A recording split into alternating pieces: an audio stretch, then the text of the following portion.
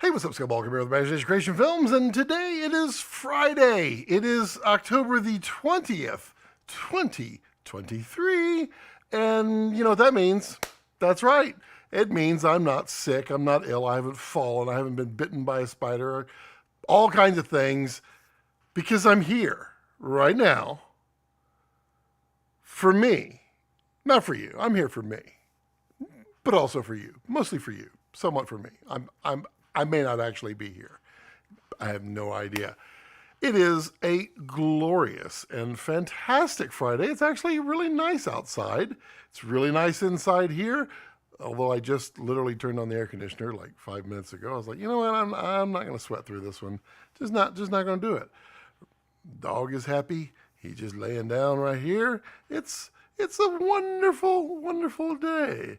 As Jed says, yeesh. Yeesh.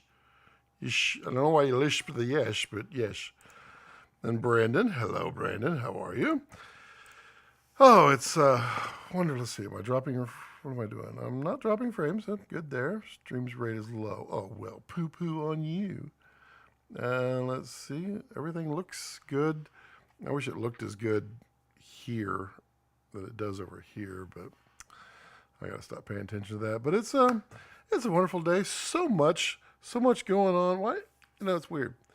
I guess everybody sends out email at exactly 4 o'clock because I'm live and it's letting everybody know. I'm gonna ping a friend just to let them know I'm live. Sending you a notification. And so somebody was saying they never get notifications at all, even though they're all turned on. And I feel it. I know that YouTube just kind of does their own thing sometimes. They're like, we're not gonna let you listen to Scott today. It's not gonna happen. And I'm like, fine. Facebook, same thing. If I put the link to the live stream, you guys will get to see it in like 3 days. Then Facebook is like, did you know Scott's live streaming this afternoon? I mean, last 2 days ago. So I embedded it without the link, but I embedded I'm going live in a little topic of AI just to see if that did anything. I don't know if it does or not. We'll see. We may never know. These are the challenges that we will always face in life. Let's see, do I need to do anything here? That's small, that's small, that's small, that's small, and that's the analytics. So, did the OWC review got out? They are now approved on Red cameras, which is awesome because they are very, very cool. These guys right here. The little OWC, the 1 terabyte that you reach in and take it and then just, then it's gone.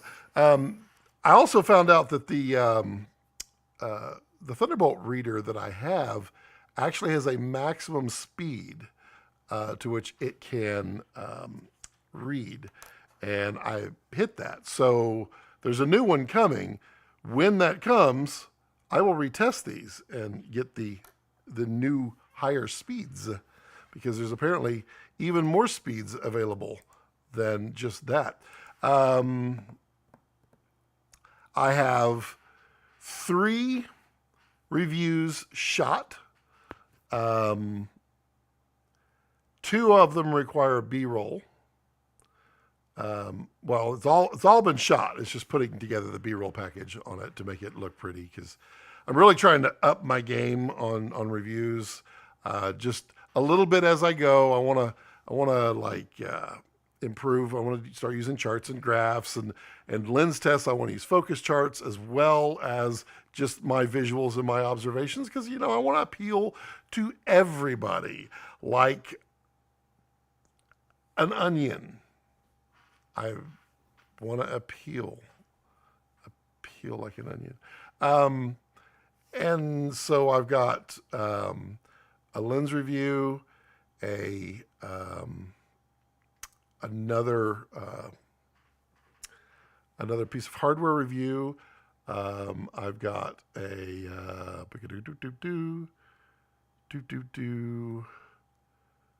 what's the other one I got? Oh, another set of lenses review, and I need to get that one soon. And then I am doing some ND tests. I'm going to do some actual color shifts on those on the ND. I mean, the ND is awesome. I just want to know, technically, is there a color shift? What can I see or not? And so I want to test that out and publish the results, and then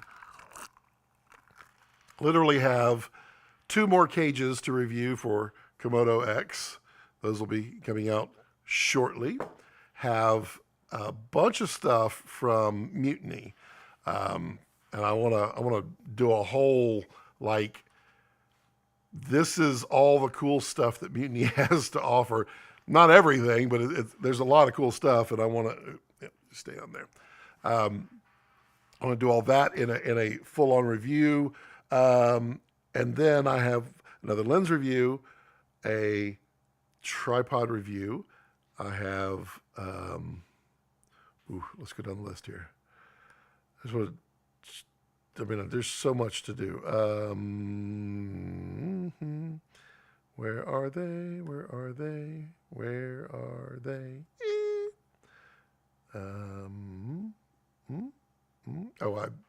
The V-RAPTOR Super 35 is wrapping up. So we'll have that review here shortly. There we go. Another lens review, monitor review.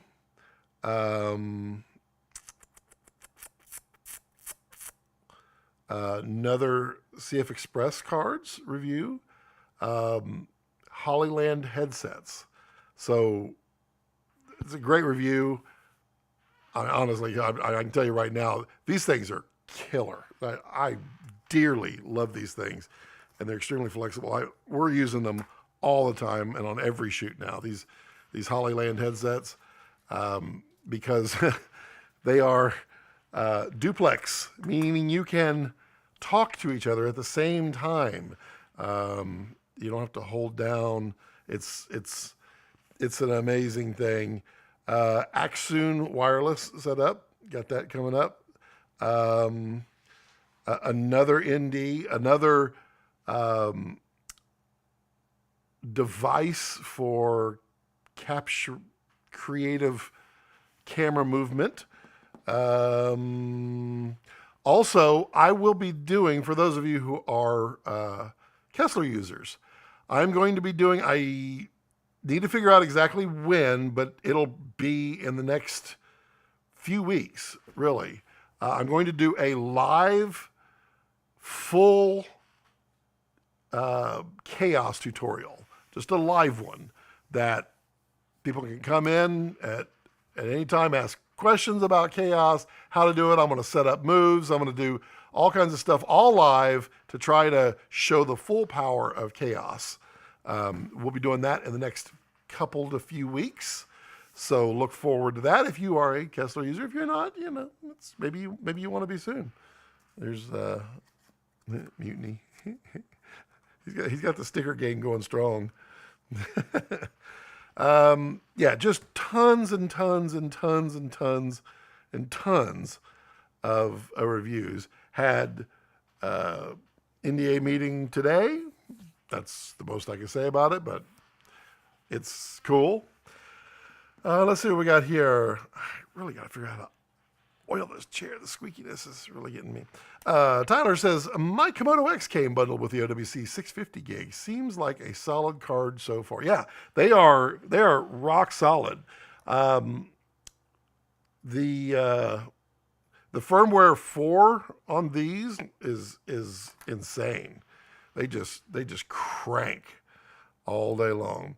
Jed says, would love a VistaVision Komodo, even if it maxed out at 30 frames a second. I think at some point in the future we would get something like that. However, I think you're going to find that Komodo is going to be a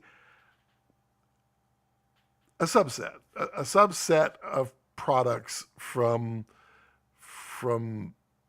the lineage. It's not, subset is wrong. I think like right now you've got 8Ks and you've got 6Ks. The 6Ks are all Komodos and the 8Ks are all V-RAPTORs.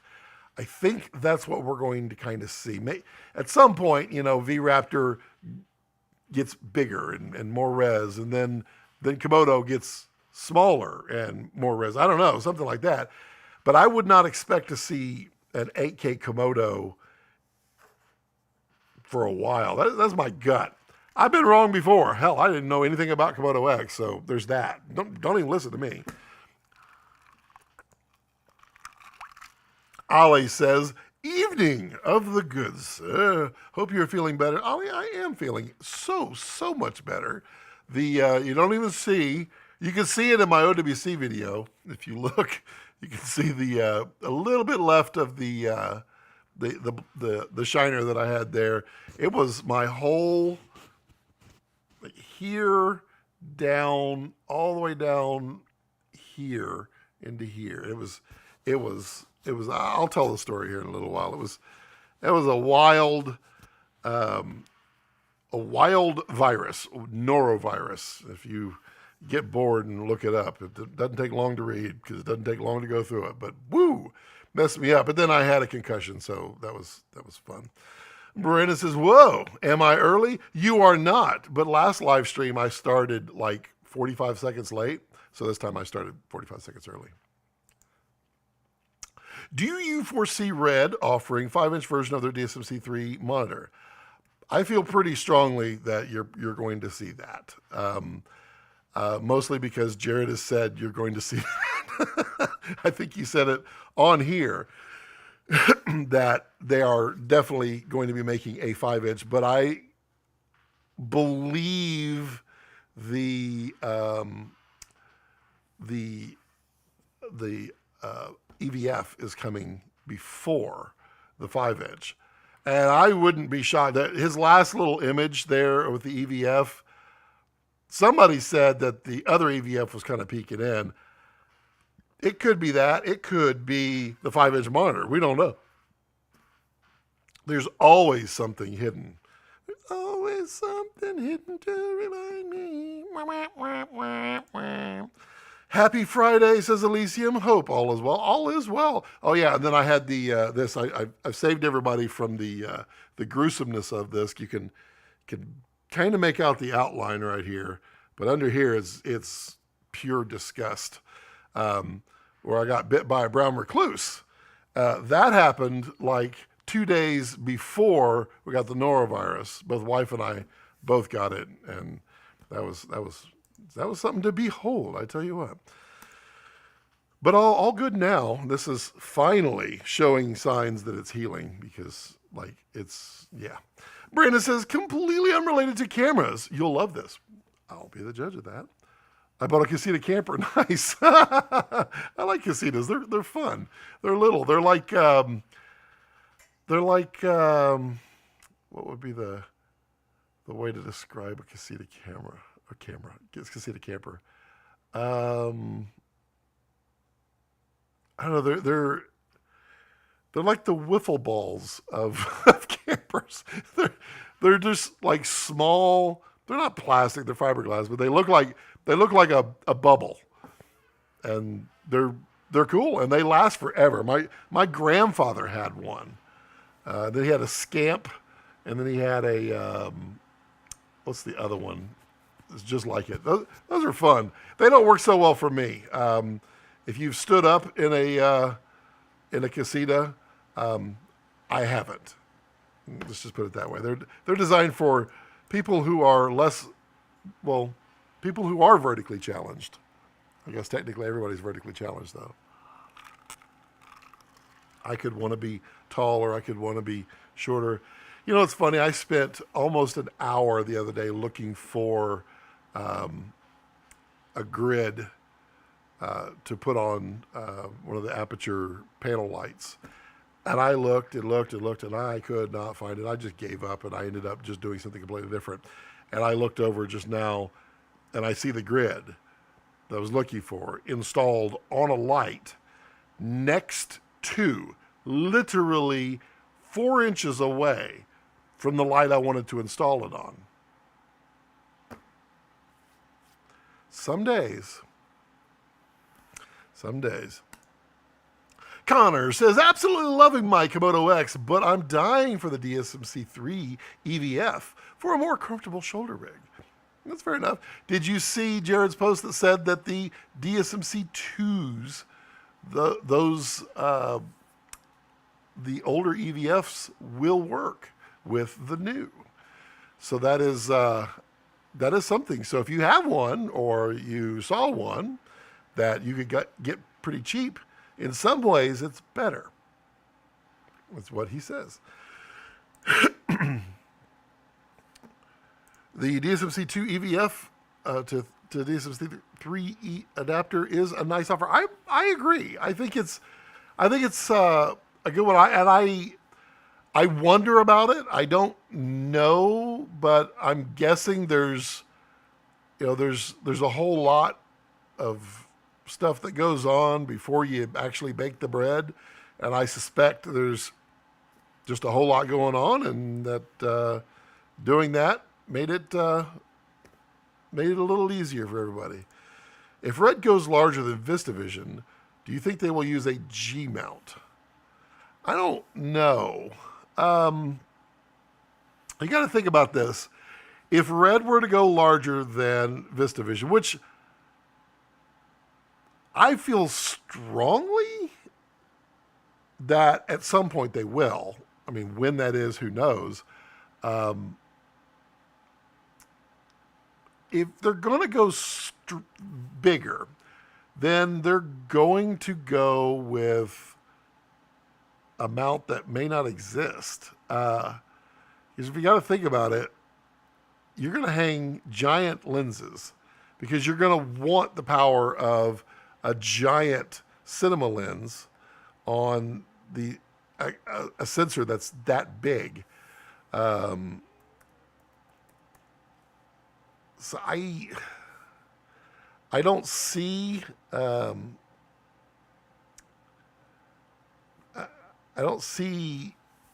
mean, it could cover it, but I don't see it being like PL or even LPL. Maybe there's going to be a UWPL or something. I don't know. Who knows what the future might bring. I would imagine, well, that's probably the reason. More than anything, if there's not any lenses that are going to cover it, if there's not enough lenses that are going to cover it, then they're not going to come out with one until there is or there will be, is my guess. And at that point, maybe they'll have like the L-Mount Alliance cinema version. Who knows? All that you've gone through, norovirus, concussion, spider bite, I think it's only fair to say, don't you say that 3 times. Don't do it.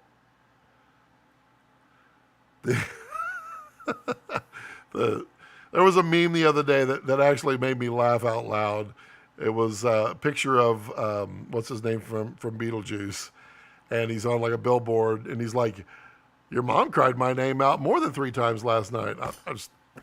That's high school humor, and I completely dig it. That's a so the norovirus thing. I'll describe it briefly, just so you understand what all happened. My mom had it, and we didn't know what it was. She was ill, and she lives next door, so wife and I were over there helping her out, and we didn't see anything that would be like a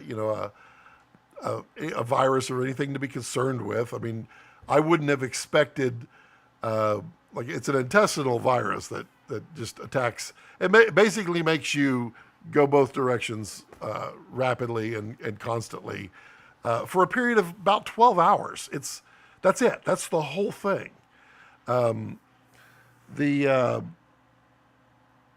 So she had it, and I'm gonna move that just because that just seems a little. She had it. We didn't know. It took like 2 days, and then her wife came down with it first. This was like, I think this was Sunday night. She came down with it and was just, she was throwing up left and right. I felt really bad. I felt fine. I didn't have any idea. I was like, oh, I guess she caught it because she was over there more. And then she came back in bed, and I was just kind of sitting there. And then this is the time frame that everything happened. It all happened in a period of 30 seconds. So I will run through all the things that happened, and I just want you to keep in mind, this all happened in 30 seconds. I'm laying there, all of a sudden, I got a exceptionally strong urge to need to go. And I thought, what was that? Nope, I definitely don't like that feeling.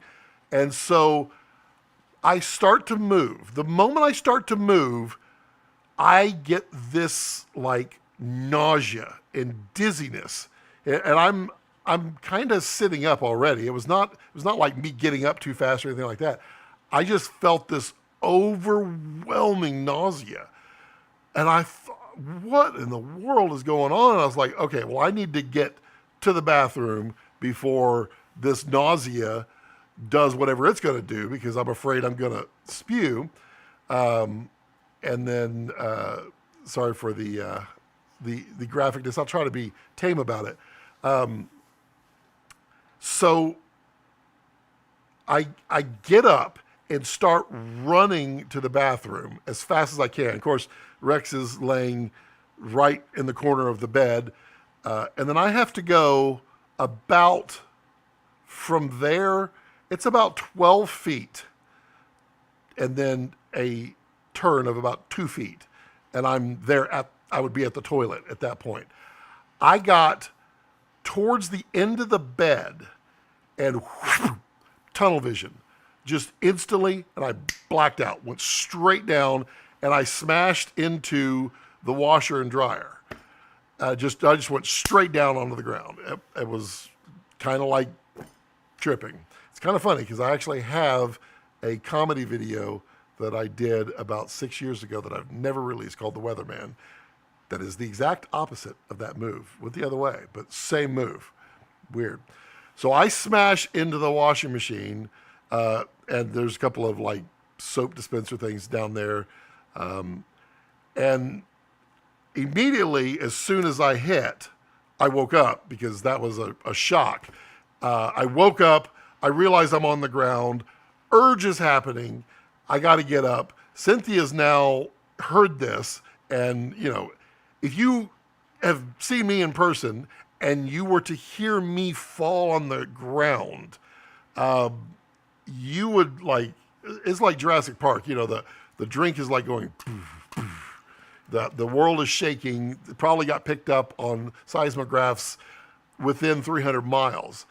So she heard that and the smash into the wash machine. She gets up. She comes in there. I am hoisting myself up as fast as I can, walk 2 feet to the toilet, sit, immediately go right back out, smash right into the shower, just to the right of the toilet, went straight down and wedged between the shower, the cabinet, and the toilet. She watched it happen. I immediately woke up again as soon as I impacted. But there's the shower rails that go on the sliding glass doors. I dented that. And there's a big dent in it from the side of my face where I hit that. That's where the concussion came in here. I'm on the ground, and I finally realize, well, I didn't realize where I was yet. I realized I was on the ground and I was wedged, and I was not having any part of that because I, again, feel the urge that I need to be back over here, sitting down. And I wiggled and primed myself up. She thought I went into like a seizure, but she quickly realized I was getting the heck out of Dodge there, and then got to the toilet. At that point, I didn't black out ever again. I had her run and go grab, she's a trooper because she's spent the last hour just vomiting like crazy. She got like a TV tray so I could kind of set like this. Bathroom was really not designed for me to pass out. But that was the whole event thing. And that whole story, which I spent 10 minutes telling, 30 seconds is the entire event. It's like, get up, run, smash. Get up, get smash. Get up. I mean, that's wild. Needless to say, if you get it, just be prepared to go to the bathroom. She was over hers the next morning. She was still a little nauseated, but she didn't have any problems. She was at work. She works from home, so she didn't go and infect anybody. I was not. I was not feeling. I was feeling better, but nowhere near as good. And then it started to get worse. Like, it was the dizziness and nausea. Mostly the dizziness, the really lightheadedness. That's when we found out that I had a concussion. Hello. Yeah. So that took several days, and literally Friday, during the day or the morning, I felt pretty good. But as I got up and was coming out here and working some, I started feeling bad, and I did not want to be on here feeling bad, just dizzy, not sick. I just didn't feel like that would be good conversation like this is. Let me tell you about my bathroom incident. But I literally, I had it all scheduled and I canceled it because I didn't want to do that live stream that way. But there you go, that's that. And then like literally 2 days before, a brown recluse spider, if you know anything about them, they're very, very poisonous. Bit me right here on the arm. And they're not poisonous that they kill you like a black widow. They're poisonous that like it can rot your arm off kind of thing. It doesn't normally happen, but the wound doesn't heal.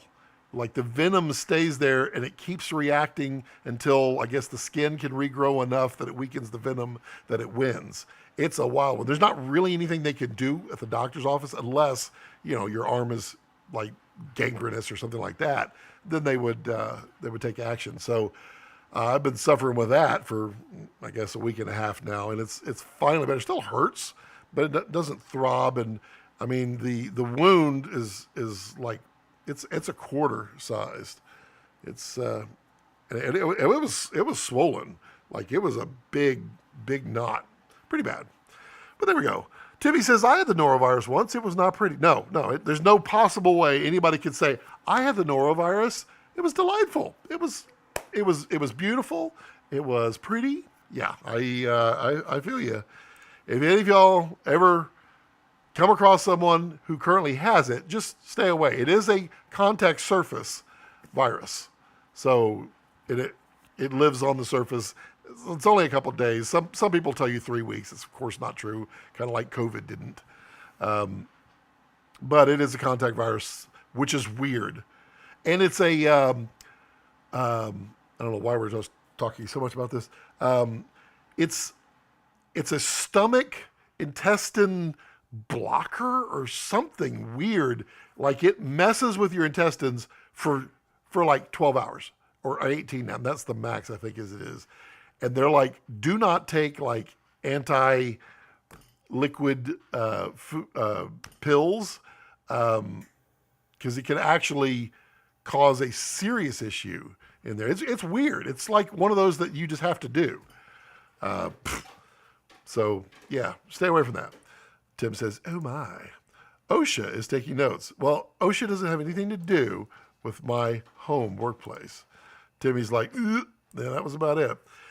Connor, back to cameras now. It would be cool to see Red make a more affordable XL style with Super 35 sensor. It totally defeats the purpose of the Komodo in terms of the size, and I like the larger form factor. Well, so there's nothing affordable in the Red lineup from most affordable to least affordable. The XL is the least affordable camera body because it is literally everything that you would need in a cinema body that anybody would basically ever want. There's no way to make that affordable. You could make a bigger Komodo X and make it a Komodo XL, but if you put all that stuff on there, then it would be a V-RAPTOR XL. It would be that big. It would be that expensive. Super 35, I mean, I could, before the X came out, I could see them putting the Komodo sensor in V-RAPTOR as an option, but it also didn't quite make sense because, you know, Komodo's a beautiful sensor, but it is one of their weakest DR sensors, all the way back to Mysterium was certainly weaker, but ever since Mysterium, Dragon, Gemini, Helium, Monstro, V-RAPTOR, Komodo was somewhat the weakest, even though it was better in some ways, and obviously global shutter. What I would like to see is like an 8K global shutter with like the dynamic range close to V-RAPTOR. Sorry, VistaVision size. I think that would destroy in the industry. And who knows? They've probably got 12 of them designed, 12 different ones. You never know. Connor with the save. Yeah, bring us back, please, please. The makeup job your wife did around the eye was awesome. It was pretty good. And actually, that picture I took before we did a final powder, and just kind of blended it. It was a little glossy, but yeah, it was a messed up shiner. And you could. This was like swollen around here, and you can see the blue. That's still a little sore, actually. It's not broken. It's not a radial fracture. Yeah, see? Yeah. Scotty knows his stuff. All right, so we are off the norovirus now. We're off of the brown recluse. What's everybody want to chat about today? We got so much we could talk about. Carlos, you use the Hollyland headsets, don't you? These things are incredible with the base station. Oh man, and they last like 8 hours on the battery. The battery's tiny, and then they give you extra batteries, so you just swap them out. They just charge them up. It is awesome. Can't wait for that review. It is awesome.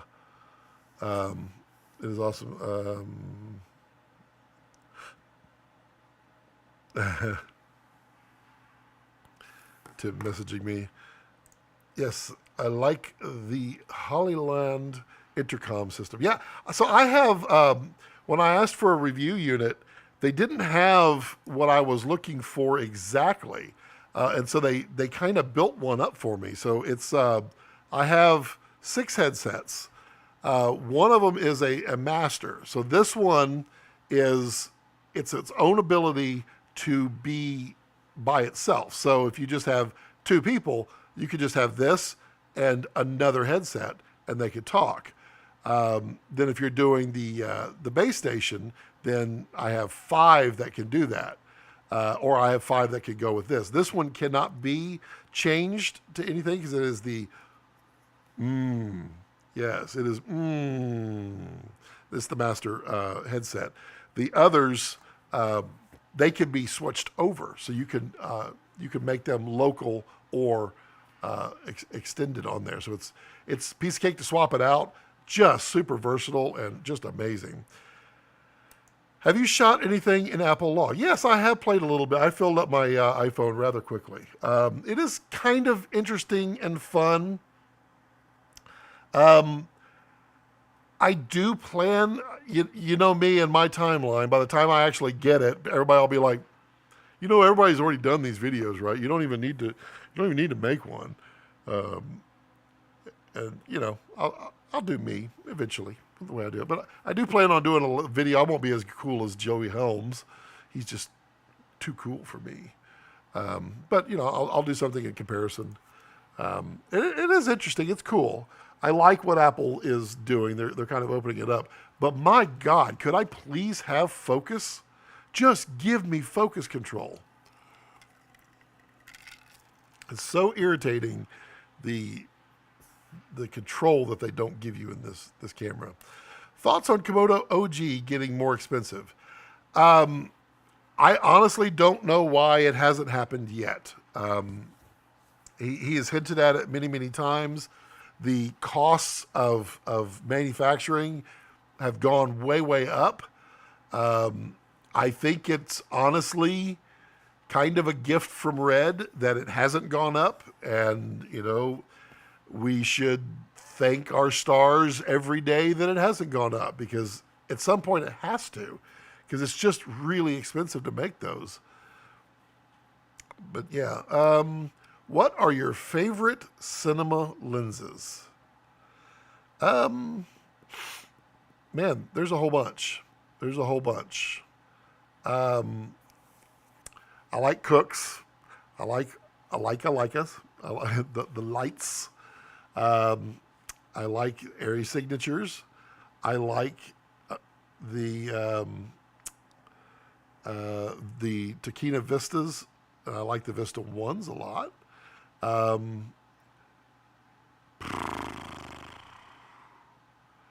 Not a fan of the Zeiss CPs.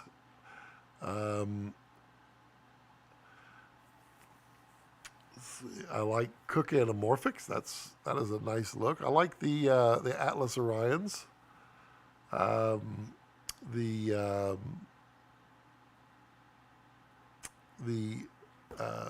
Laowa Proteus Anamorphics, very nice.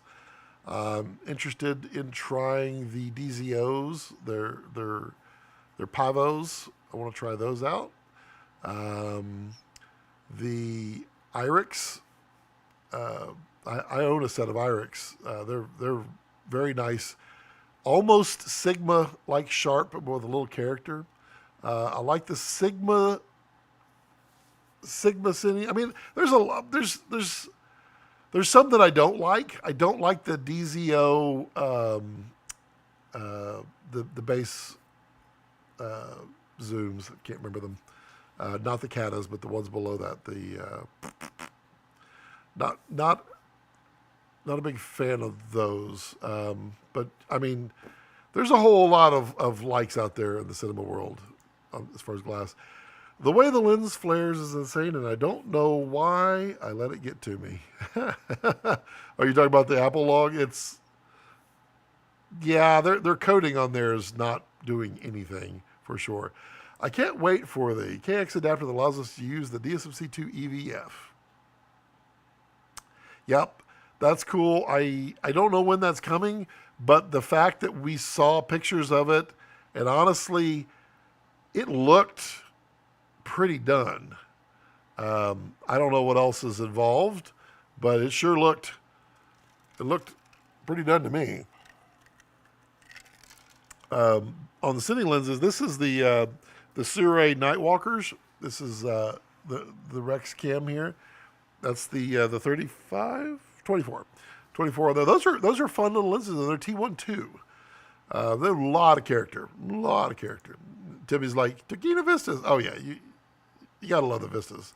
There's no way around them. Seen a lot recently about the Nisi Athenas. Yes, I should / hope to be getting my hands on those soon for a review.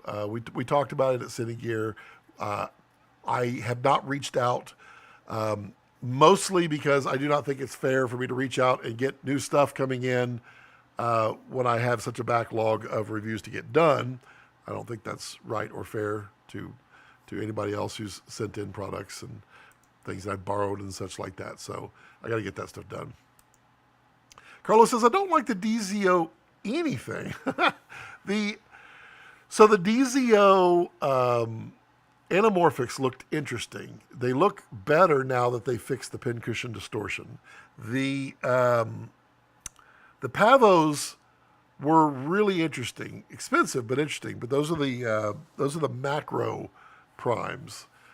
The DZO Vespids, I don't mind. I like them. I didn't have much of an opinion on them until we shot a project with them, and I was like, these are really nice looking lenses. They do quite well. I could absolutely see a set of Athenas or Vespids around here for sure. The Catas, I like the Cata Ace. A little warm, but overall a very nice looking zoom lens, if I'm being honest.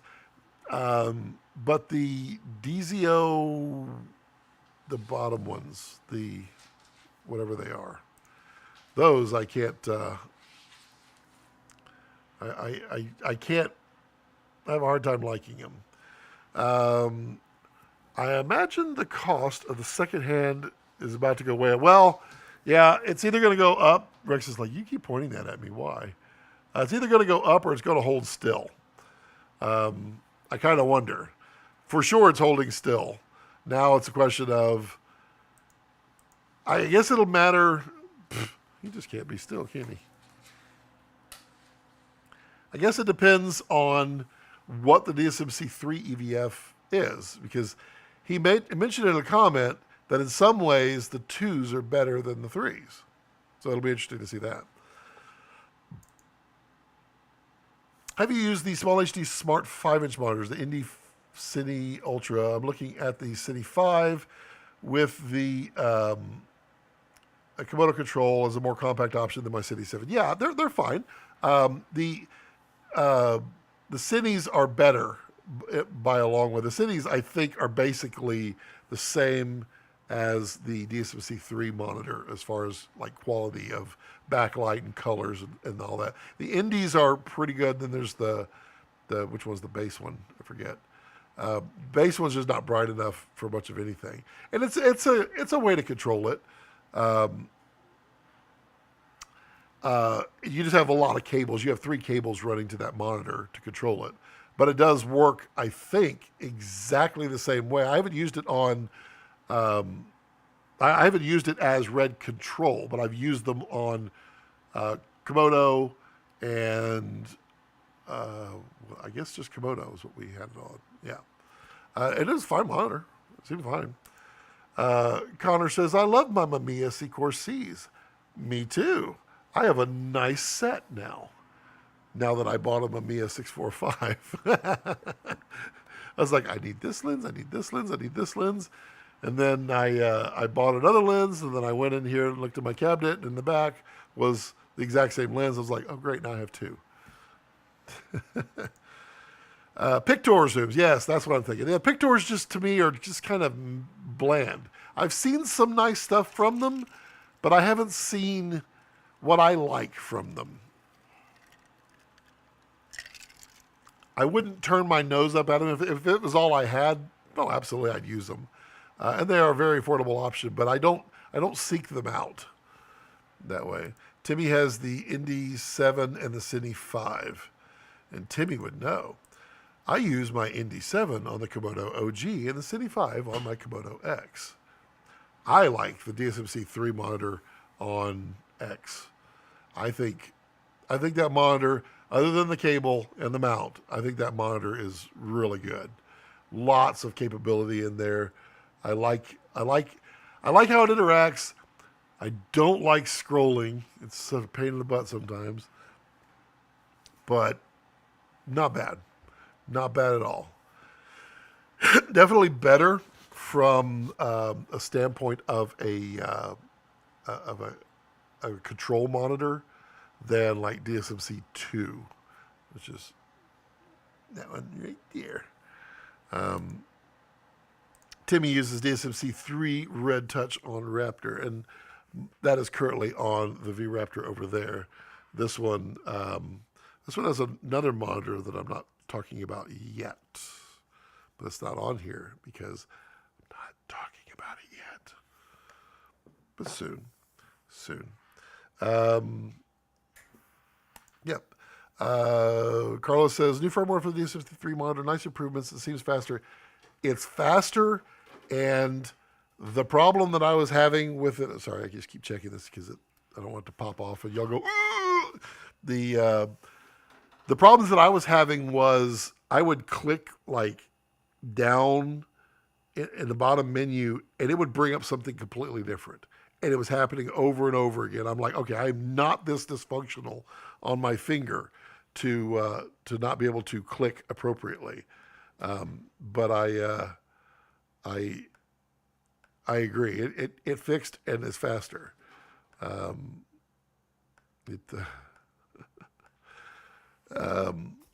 Yeah, much more improved. Timmy's like, would love 3 DSMC3 monitors, or whatever the next monitor will release after that, after the EVF.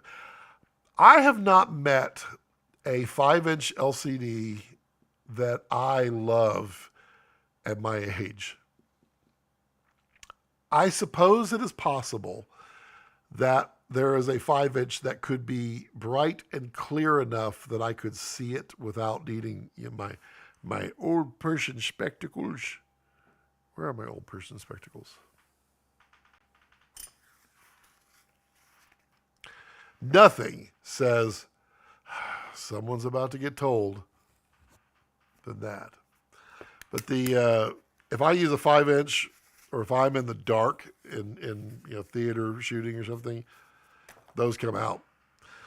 And the more important the task at hand, those will come out, because I'm not going to second guess focus. I'm going to nail that focus. Anyone try face detect autofocus on Komodo X yet? Yes, I did. I could demo that. We could do that. It is not as good as V-RAPTOR, which is interesting. And I wonder why. It could be a combination of things, but it might be horsepower. Like, I don't know what it takes to process, faces on their hi puppy. Hey, your buddy. He's my good boy. You don't want to chew your bone? You want to chew that bone? No, I don't want to chew the bone. Are you gonna growl at me?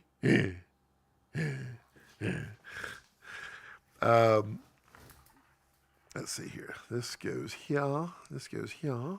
This goes here. I need one of these. Yes. I need one of those. This must be my first time plugging it in.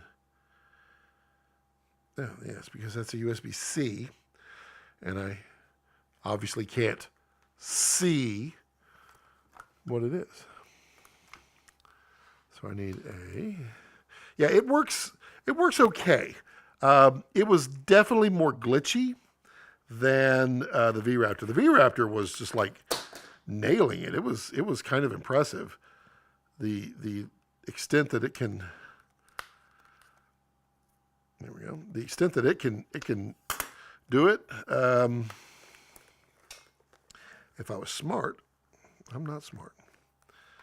I would have plugged in, let's see, there's got to be, oh, it's plugged in. Plugged into my Bose over here. Beep, beep. There we go. Okay. So it was kind of hunt a little bit, but I am more than happy to show that and demo that as best I can. We need one of these. Yeah, give me. And we need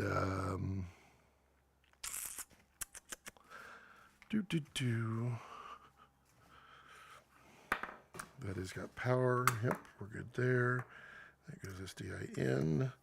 We need HDMI out. You know, this is the charm of Scotty's live streams. You know, it's like someone says, "Hey, has anybody tried this?" And I'm like, "Yes, we'll try it live right here. No rehearsals whatsoever." Let me just stand behind the light here a little bit. Pick up an HDMI cable that almost certainly won't work, but you know, we'll see. What is this? Ooh, there's a short HDMI that almost certainly will work.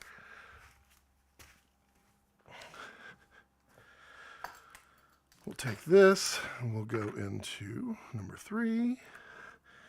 We'll take that and go into here. We'll turn this on because that's the first thing I should have done. And we have the 50 mil on here. It's a 1/8. That'll be good.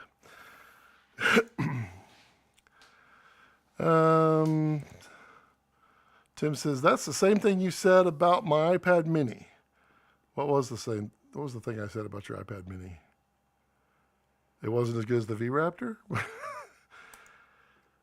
It is unfortunate that the Lil Mon by OC is only HDMI because it's nice, sharp, great color, awesome contrast, and daylight direct viewing options. Interesting. Okay, let's put this on correct frame rate. We're going to go to f1.8. Change our shutter speed. There we go. I think we're on. Oh, it's just hunting like crazy right now. Hold on. Let me make sure I'm on. There we go. Phase detect closest found, continuous autofocus. Okay. All right, so now that's plugged in. We're going to plug this in here. Where can I go? Where do I go? My you. Where do you go? There's my shirt. There's my face. All right, let's see. Actually, let's do the output so everybody can see what it's doing. Monitoring SDI. We're going to have the tools and the guides. Okay, so now you can see the dot. I'm gonna take Carlos's comment out of here. Sorry, Carlos, your comment's history. Bye. Now let's see if it'll find my face. That is really zoomed in. What resolution am I at?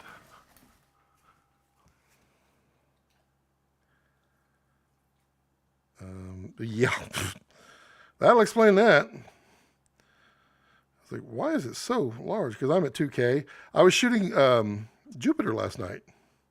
It's very cool. All right, let's see what we get. Hi, buddy. Do I have to start autofocus? I have to start it, don't I? Go back to autofocus. This is beta. Toggle autofocus. There we go. Now let's see if it sees me. Oh, Eric, do you have my face? You lost my face. Okay, now we're tracking my face. Oh, there I am. Hi. A little overexposed.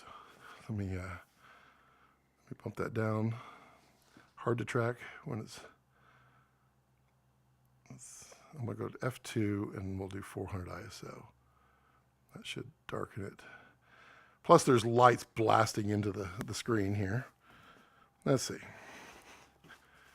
Hey, there we go. Found my face. Hi, how are you? Hi. Oh, there I am. Now let's walk forward. Hi, ooh. Now what if I disappear? Where'd I go? There I am. Beep-bye. Oh, found me. Nope. Find me? You did. Now I can walk. Did it lose me? Oh, it found me. So it has trouble right here. And I bet you it's because of this light that's right here. I don't know. Y'all let me know what you want me to, how you want me to test. I can try with a wider lens if you like. Whatever you like. I did hit my arm. It's very painful. Turn your guides on so we can see it track. I just did. Tim says, I want to try it so I don't have to.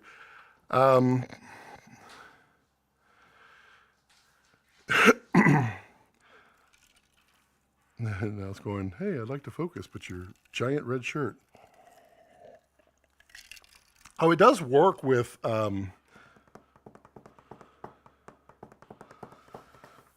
we have, I don't have it in front of me. I was going to say the, oh, here we go. Yep, let me get the Sigma on there. I was wondering if it was going to work well with EF lenses. I put the 24 to 105 on there, and it actually did really well. I was like, that was kind of impressive. So we'll try it with the Sigma 18 to 35.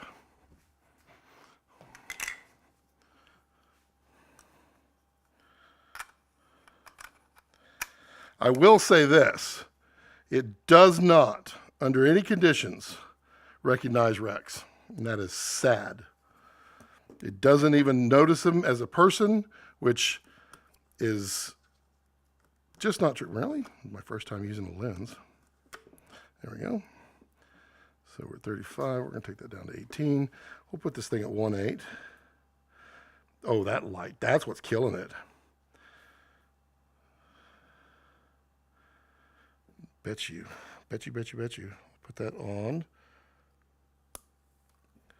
Autofocus.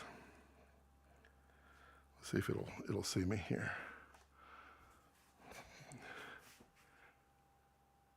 You could focus on me. Hi. Would you like to try? Would you like to try? Try. You're like, I don't know. Maybe you have to restart it. Beta, folks, is beta. Toggle autofocus. Let's see what happens. I did switch lenses. That is not picking me up. Not in focus. Is it tracking me out of focus too?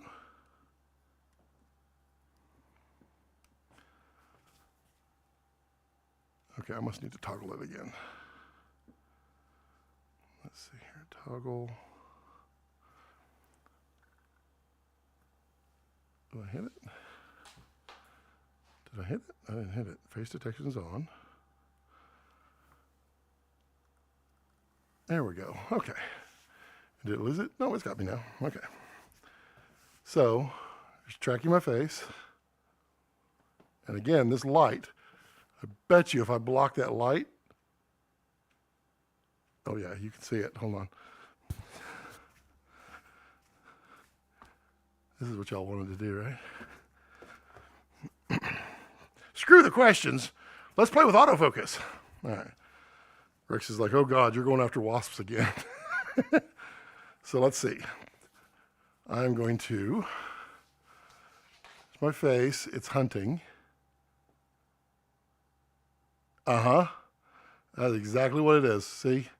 If I glare it out, it's hunting. Pop it.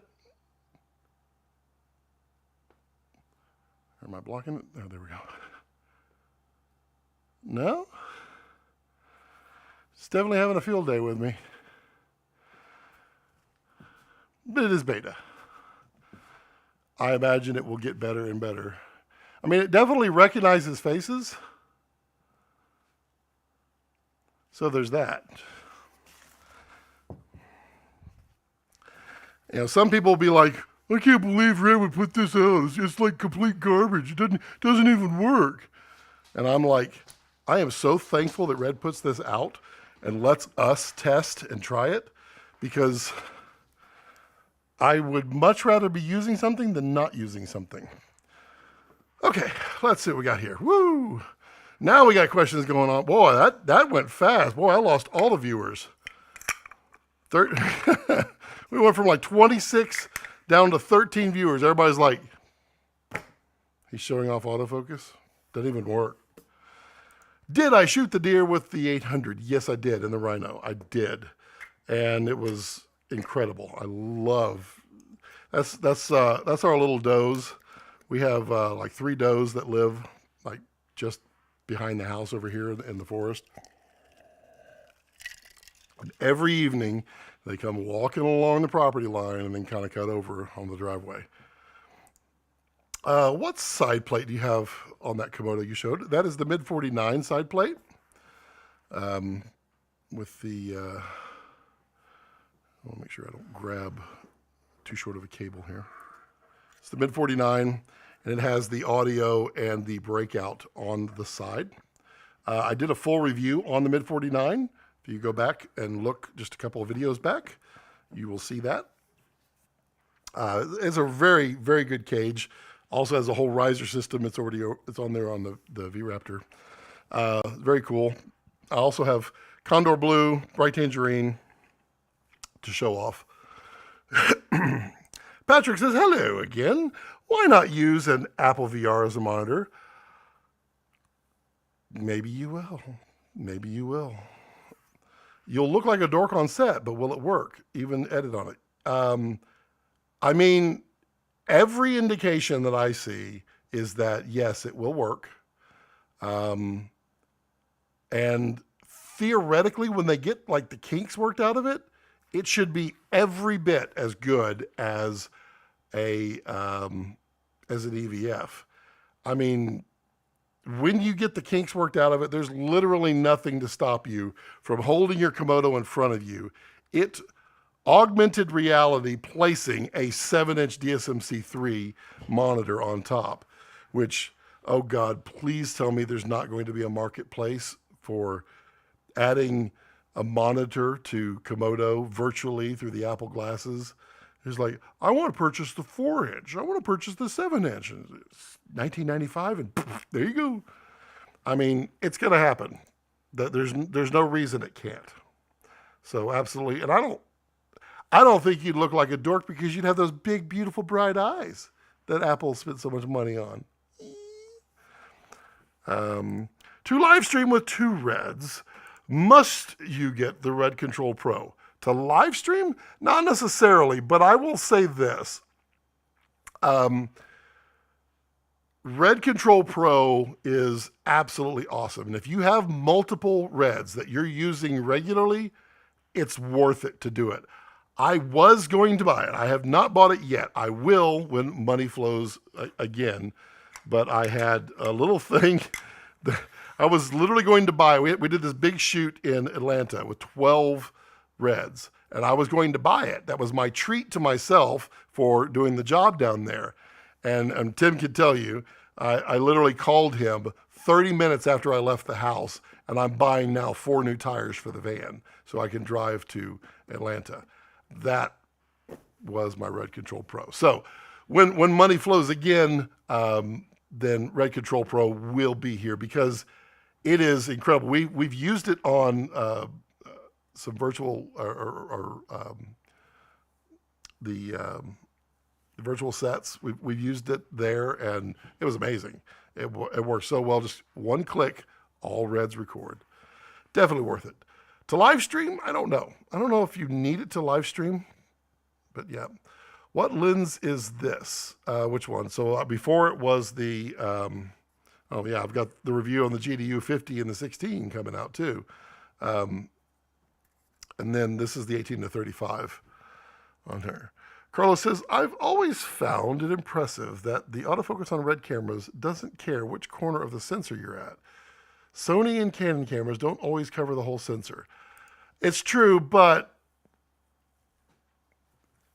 Sony and Canon are well above where Red is. I mean, it's no secret, but you might ask the question, if neither of them look at the corners and they're well above, does that then mean that's partially why they're well above? Is that they are not, wow, that is cool. Get that little flare going on. Yeah, some teleprompter flare right there. I saw it in the lens.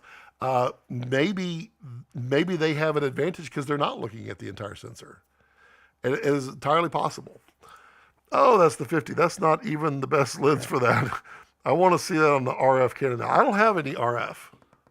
The only RFs I have are this one and the 16. And I'm like on the fence now about RF. I think Carlos showed me, or Brandon, maybe both of y'all showed me that you can change the RF speed, which brought me back interested into the RFs because I was like, these suck. Sharp lenses, but I did not like that focus. But we'll see. We'll see what happens. Right now, I don't have any money, so, there's that. Use other lens with better autofocus. Tell me what to do. You're not my mom. Last time I was with my mom, she got me sick. Like Tim says, RF lenses are much faster with Red's autofocus. Well, this is an RF lens. Yeah, RF should be a lot faster. I know that when I tested, it was the V-RAPTOR, but I put the 24-70 on V-RAPTOR EF, and it was really good. V-RAPTOR is a step above Komodo X, but this just came out on beta/alpha, and V-RAPTOR's been out for a month and a half now. But it does look for contrast to help identify the subject. It has to. I mean, there's no way. Yeah, I've had bad luck with my Sigma 1835 in early firmware Komodo OG autofocus. I actually haven't touched my 1835 in a long time now, over a year. On the OG, 1835 was one of the better performing lenses for me. With that said, every once in a while, it would just stop working. And you would have to disconnect it and reconnect it, and then it would come back to working. It was kind of wild. The lens communication is too slow on the Sigma AFs, which is a bummer. Don't get another black eye. Oh, Rex got up. I guess he thinks he's going somewhere. I need to be in focus first to keep focus. Those focus issues aren't beta issues as a Sigma lens. Well, I mean, I can put the 24-70 on there. I don't think it's going to improve that much. I honestly believe it is the lights that I have going on right now. There's 24-70. Rex, lay down. Whee! Almost fell.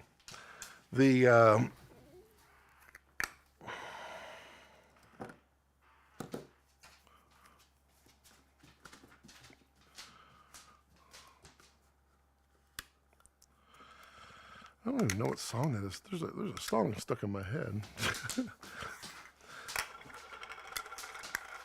I think. Oh, I know what it is. I was listening to it on the radio. Okay, so we got this one. We're gonna put it on autofocus. We're gonna toggle the autofocus. I'm gonna put the dot, and then we're gonna go bam. She's like, "What the hell?" All right, so now we're going to, I need to choose that, toggle. Boop. Okay. Now, walk towards me. Walk towards me. Come on. All the way towards the... Now walk backwards. Not backwards. Following directions is tough. Yeah, you got to navigate the studio. Now go to the right real fast. Side step. You're on the right. There you go. Oh, yep. Oh, you're on the right. Go. Yeah, a little slow tracking there. There you go. There's a 24-70. She's like, I didn't come out here for that. What is that? Is that too much?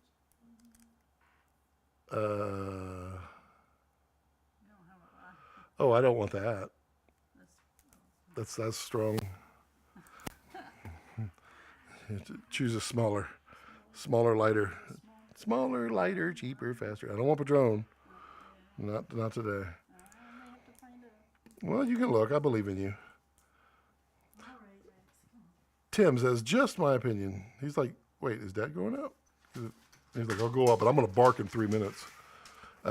Just my opinion, but now I'll test it with the 28 to 70 and 7200 tonight. Yeah, try with the 28 to 70. I think that was the most telling part, was how fast it could track over to her. I suspect that is going to be what's sluggish at this point. Nick says, those mid-49 accessories look great. I'll check out your review. Did the guy from Wooden Camera switch companies? No. So Ryan, who created Wooden Camera, sold to the big conglomerate, which is called Vitar or whatever. It's got a new name now.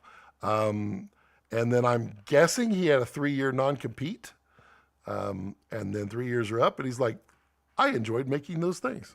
So he's now making those things again.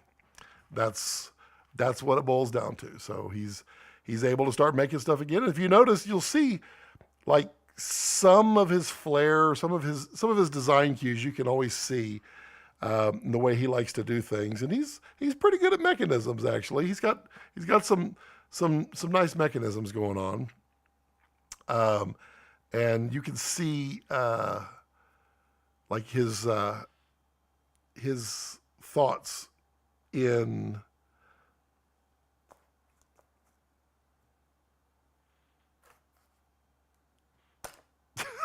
I saw something white. I didn't know what it was. But you can see his thoughts in the design, so you can tell, Ryan's back. And it says, evening all. I'm shooting 2K on Komodo X with a telephoto. Way better than cropping 6K in post. Is shooting 2K. So if you don't need the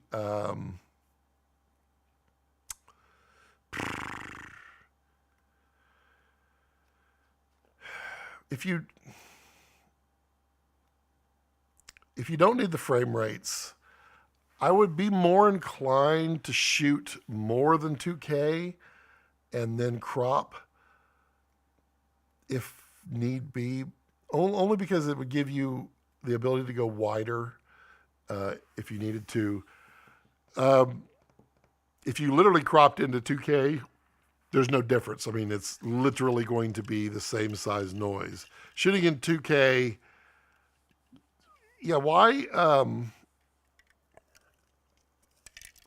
why are you shooting in 2K with the telephoto? Why not just move closer? Or are you literally needing that crop to get the zoom into the telephoto? Which I can understand that happens. Red Control Pro is 100% worth it. Carlos approves. There you go. And Carlos called out the X, so Carlos knows. Now, Red Control Pro is cool. It really is. The wheels on Scott's van go round and round. Yes, they do now. Before they would kind of go. Carlos says, hey, do you remember the old FreeFi movie phone? Yeah, I had one. I bought one of them. It was, what was that called? Yeah, I remember that thing. It was kind of fun. No, not that one. No.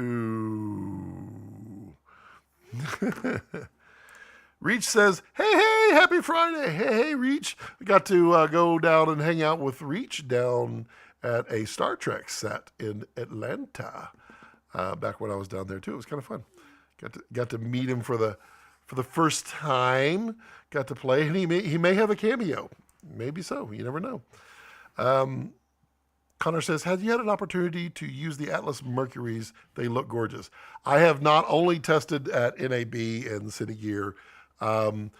When I have a project that is ready for them, I'm going to reach out. I was told that I'd be able to borrow some for that, but I don't want to just willy-nilly do it. I want to have something for that.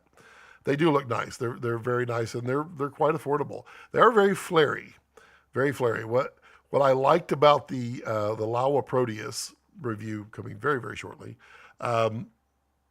is they don't flare quite as hard as like a Mercury or a Atlas Orion.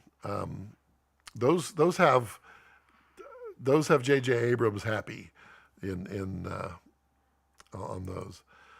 Are those anamorphic prime lens autofocus capable? With the DJI 3D, the LiDAR system, technically any anamorphic could be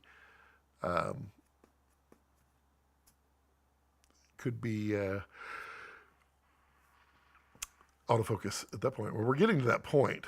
It's kind of interesting. Wait, didn't he already say that? That's weird. Did I just jump over that? Oh, there we go. Okay. The mid 49 stuff looks great, but to me, the new wooden camera stuff for the Komodo X doesn't look so great. Maybe that's just me, but it looks like they took a turn for the worst. It seems okay. The wooden camera stuff doesn't seem horrible, but like I said, you can see Ryan's designs in mid 49, and you can see Ryan's designs and thought process in the former wooden camera before they got bought. So if you do the math, you can find that it's not the name, it's not the brand, it's the guy. Tim says, I have that. You still have it, Tim? I sold mine. I think it was DJI was coming out with theirs, which was like half the price. What was it called? Was it just called the Movi? I think it was just called the Movi, wasn't it? I think so. I sold mine because I paid like $350, I think, for it. I got one of the first ones, I thought. And I had it for a year. It was interesting, but boy, was it big. It was big. Oh, Tim got it for the hydrogen. It's interesting. You mentioned shooting in 2K. I thought you were using the 800. Maybe I misunderstood you. No. I have shot in 2K on the 800. I shot what? What you got? I don't even know what that is. So no. Okay. I don't even know what that. Huh? I think we got it when we were in Conroe Woodlands, that dude. Oh. It looked like, so I don't know. I mean, you don't have a I don't. lot of light. Oh, I know this one. Yeah, I know what that one. That one? What is this one? What is that? Oh, this. Where did this come from?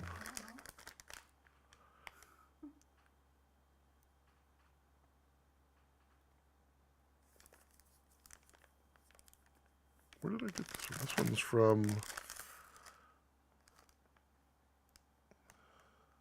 it has a sticker inside.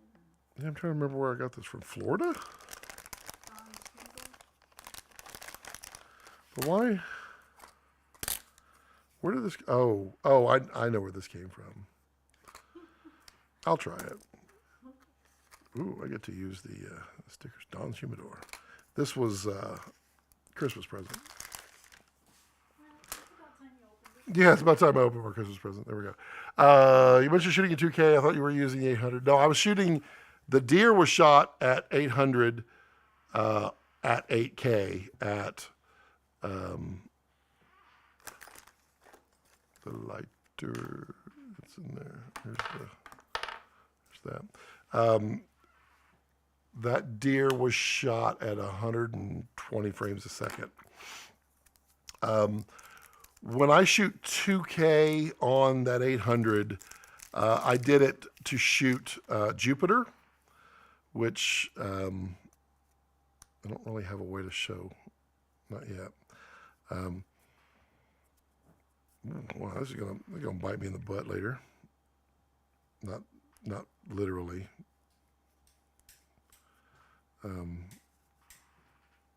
This is kind of strong. We'll see about that. Smell pretty strong. I should use these. Yeah. So I edit. Ask your question again. Movi, I think. Yeah, I think it was called the Movi. Have you tried the Helios 442, the vintage Soviet lens with the swirly bokeh? I was looking into them and a bit and discovered there's a company called Iron Glass rehousing them for $2,500. Kind of cool. Yes, I own one. Everyone on the planet should own at least one copy of it. I got a good copy for $37 a while back before everybody started buying them. Did you open the window? Yes. No, right?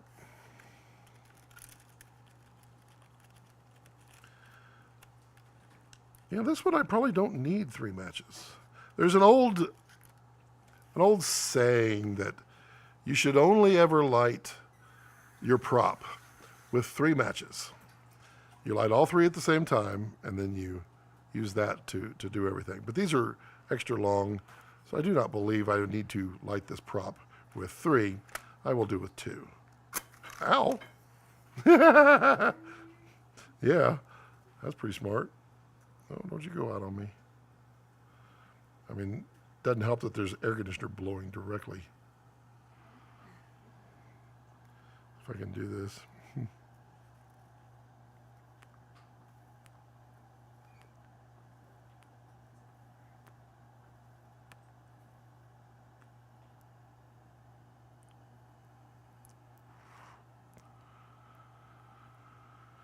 Ooh. Yeah, that's a strong one. I may not get through this one. I haven't burned a prop since the incident 2 weeks ago. 2 weeks ago. So I don't want to push it. Yeah, Iron Glass. He's been rehousing those, and they are really cool. But each one of them is a little bit different. And there's a whole bunch of variety of them. So it just depends. But yeah, they're very cool. And if anyone doesn't have a Helios, go on to eBay right now, type in Helios 44-2, and buy one. They come from the Ukraine or Soviet Union, and they're delightfully fun. Did your prop burn something? Yeah, me. It was the matches lit way better than like you get Strike Anywhere matches today. They suck. They're horrible. They're not the same as Strike Anywhere matches before. And yeah, I know why. Thank you, Breaking Bad. But the any match, strike on the box kind of match, any of that, they don't light for poo. These, they just lit right up. It's very nice. Very nice. It's an interesting one. I'm going to turn that off, unplug this, and move this over here. And I'm going to place this to the right. Strategery. That is the term we learned from the great George H.W. Bush. Strategery. So I just want to put because the air is blowing this way, and please pause a brief moment while we hear an extraordinarily loud noise. I'll try to make noise on top of it, but we won't know what that'll be.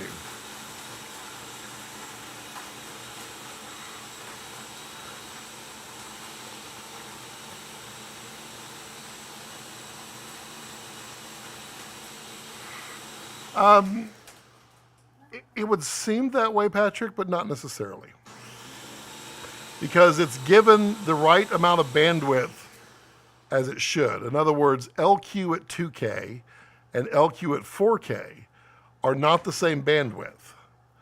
The bandwidth given is a percentage of compression on the amount of data that's there. And LQ, I think, is like 8, 7.5, something like that. And it's slightly variable. So 8-to-1 compression at 2K and 8-to-1 compression at 4K would net you two different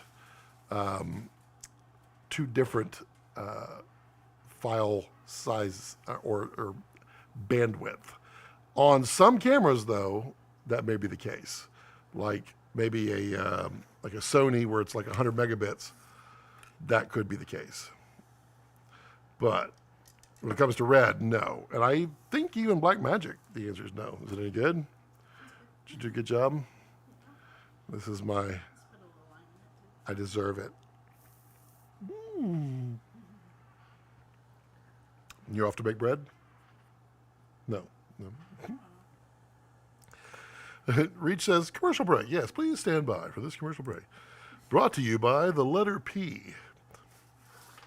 That would have been a good joke had I literally gotten up. Connor says, I'm sure you've answered this before, but what mic are you using? I am using the Sennheiser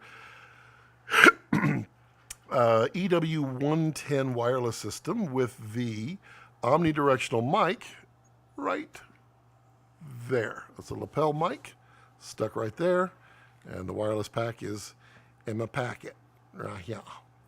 And that is what I've used on this channel forever because I like to get up and move it. One day I will buy some DPA mics. And also, I want to try the Deity. Because I like these Sennheiser analogs. I don't like the Sennheiser digitals. Luca says, hey everyone. Hello, Luca. You just missed Rex. He just went out. He'll bark in a minute to come back in. He can't stay away. It's me.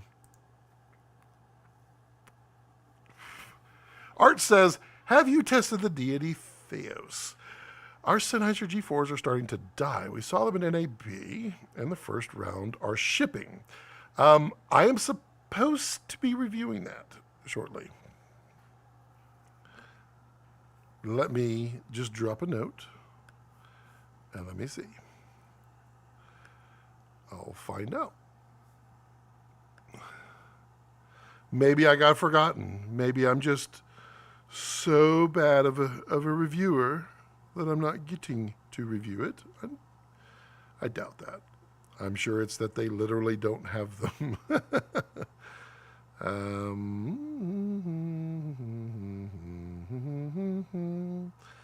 Scooby-Dooby-Doo.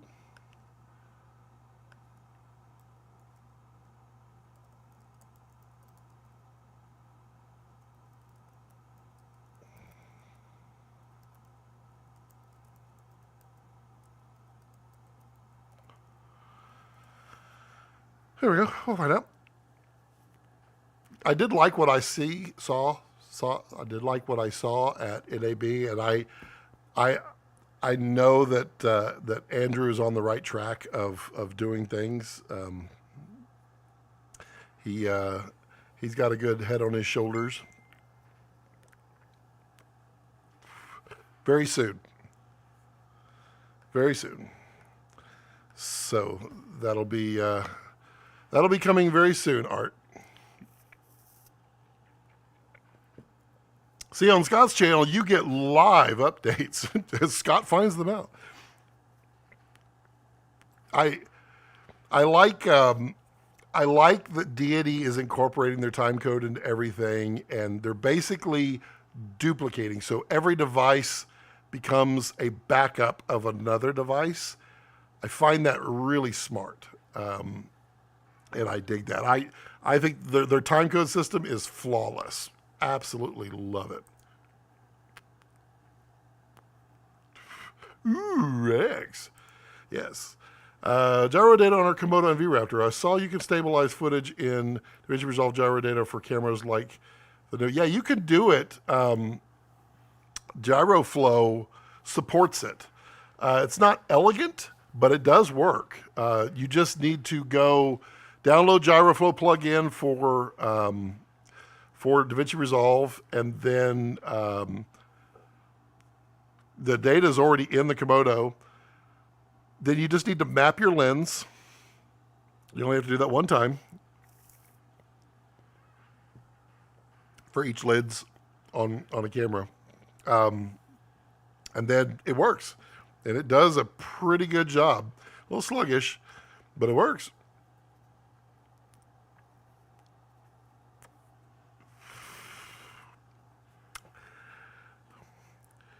You know, Ollie, what I was thinking, how could there be 25 people out there, 25. It's because I'm not doing autofocus tests anymore. Must try it out. Thanks. Yep. Works pretty well. Is it true that Coca-Cola is your new sponsor of the channel? No. The Big Red Cup is the sponsor of this channel.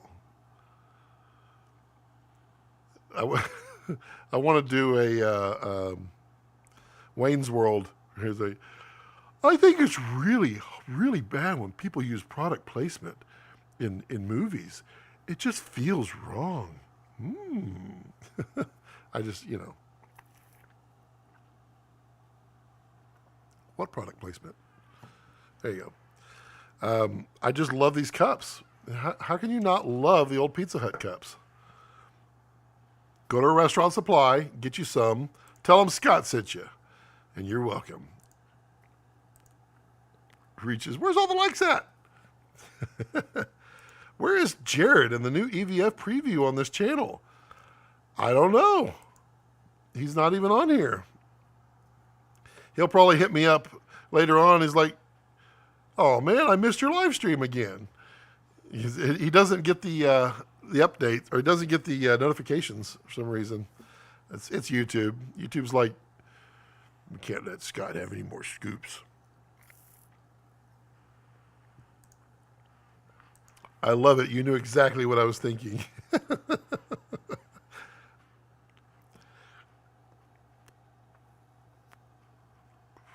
This is quite nice. Fixed my hot tub. I'm all excited about that too. It's been nice and cool. It's always good when you can fix your hot tub and not pay someone to do it. What is the deal? I literally said something about how many channers, how many people were on the channel, and it dropped from 26 to 13. Reach says, by the way, it's interesting. I haven't been getting the notifications. I don't know what's up with them.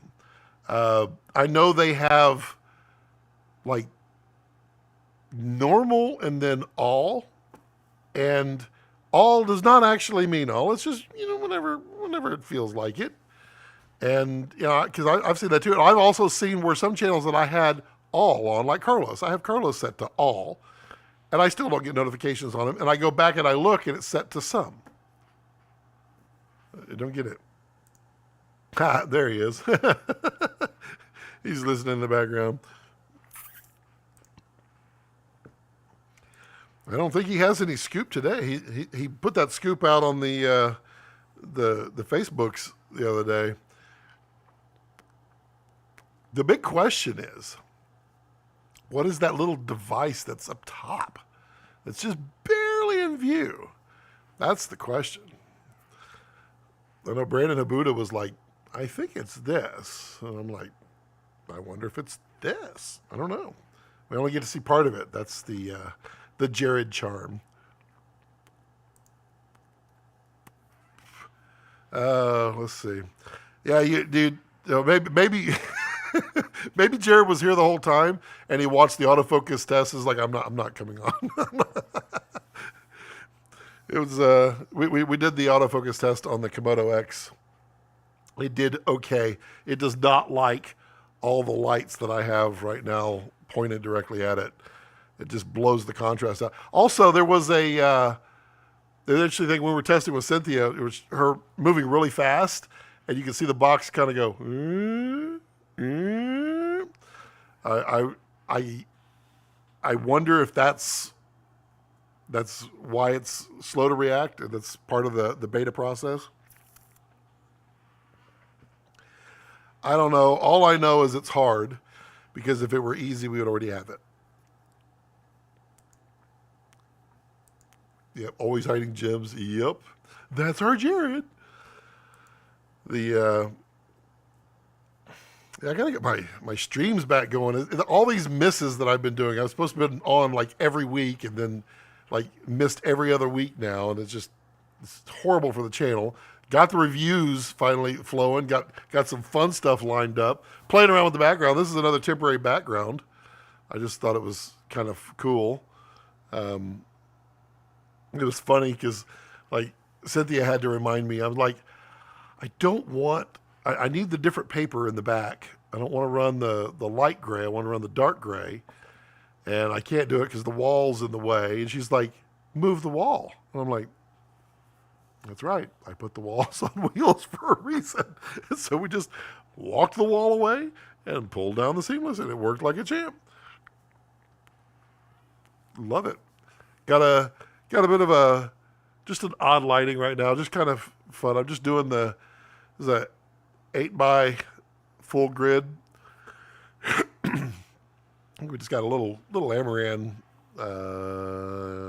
200, 200X behind it, just giving a nice soft glow to my face, and then little Amaran panel light over here, just for a little bit of fill, and then I've got spotlight attachment up top.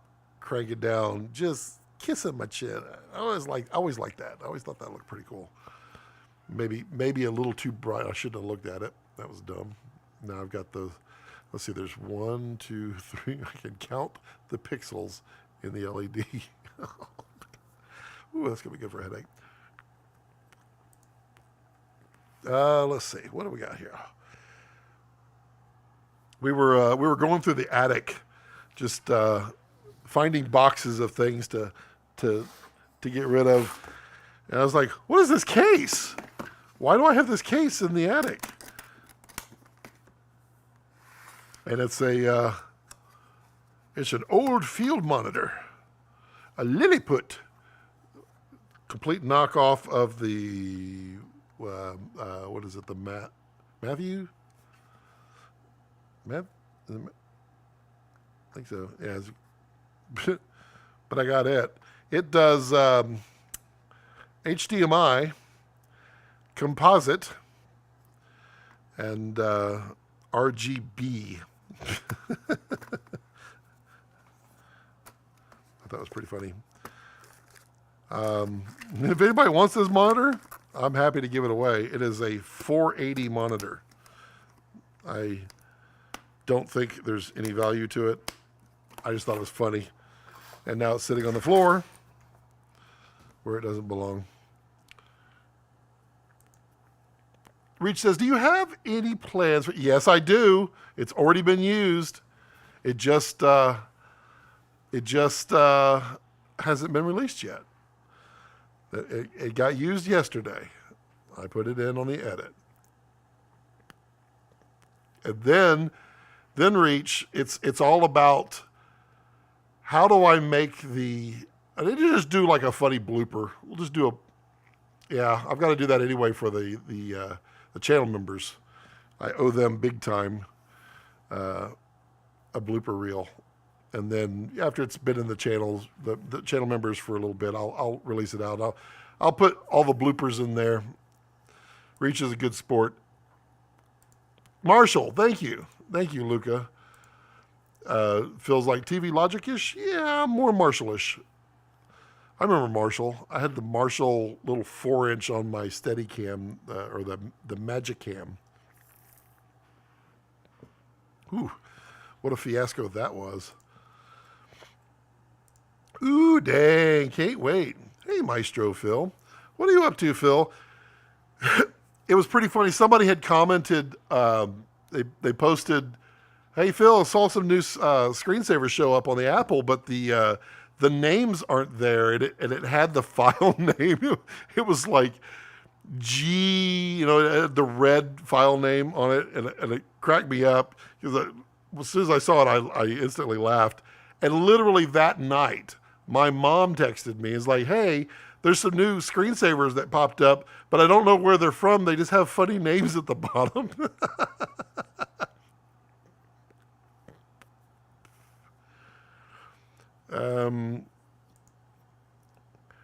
La Carajara. Caraja? Is that right? La Caraja? What is your opinion of exposed to the right technique for video? Salud from Bolivia. So exposed to the right, it was for a few cameras that needed it. For instance, S-Log 3. in Sony's. They need like to be slathered in light, overexposure. Usually you're doing S-Log3. I would always do it 1.3 stops over. Most people say do it 1.7 stops. Some people do 2. Exposed to the right was also popular with the Canon cameras originally. I think what's happening now is that they're just dialing the cameras in correctly because there's now enough dynamic range in the sensors that you're not trying to, you're not losing as much. So the exposed to the right, not so much as important. However, you need to think about what your subject is and what you're trying to get from it. So there are times when exposed to the right makes sense. There's times when it doesn't. If you have a camera that's not shooting raw, and you need more shadows, and you don't want noisy shadows, then you need to expose to the right because you're going to bring it back down, and in which case everything's going to sit properly, but you won't have noisy shadows at that point. When you have a camera like a Red, where it's shooting raw, when you're looking at your histogram there, it is showing you everything the sensor is getting, not what Rec. 709 sees. So you can feed it all the light that you can and should to get the cleanest image, but you don't necessarily have to expose to the right, unless you're on Sony. Reach, you're a Sony guy. On the newest Sony, I know on the FX30, I would still go 1.3 stops over. On the newest ones, you have a newer one, I think. Do you still expose to the right?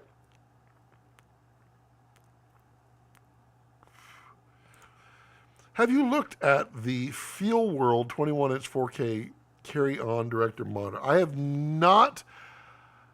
I've looked at it online, but I never could find much information, and that is a problem. I want to know specifics. What kind of tools does it have?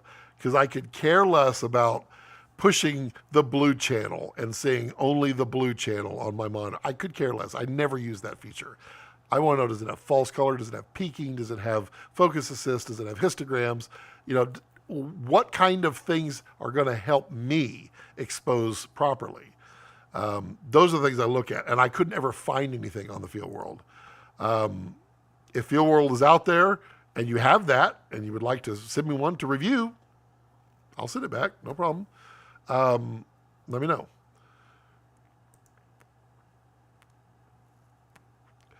Quisalt says, hey Scott, what capture card do you use? The stream is looking good. Well, thank you. The stream is looking good because I am no longer using StreamYard or Restream.io.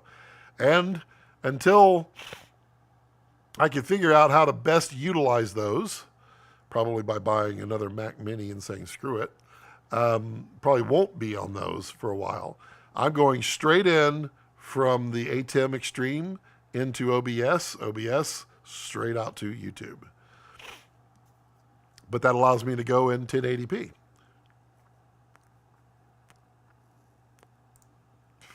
Patrick says, but what does it mean, expose for the light? Well, if you cannot control the amount of light that you have in your environment, then you can change two things. You can change the f-stop on your, or t-stop on your lens. You can go shallower if you need more light, or you can change your ISO, which is going to introduce noise. I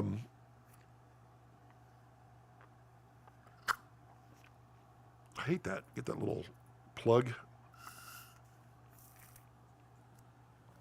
So, expose for the light is about optimizing the things that you can control. You could change your shutter angle if you wanted to, but if you didn't want to affect that, I mean, exposed for the light. I mean, the truth is, you're exposed. The light is the light. So now you're just modifying your settings to get where you want to get. Reach says, yep, S-Log3 still 1.3 to 1.7. Yep. The right, overexposed. Oh, yeah. So basically on Sony doesn't give you, I mean, they give you a tiny little histogram, but it's of virtually no value.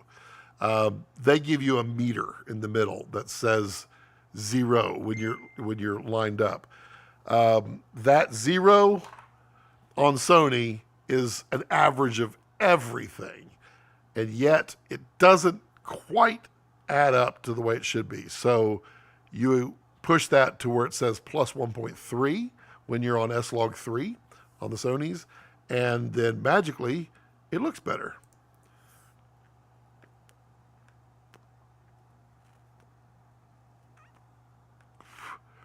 And that, as they say, is exposing to the right. But it's not,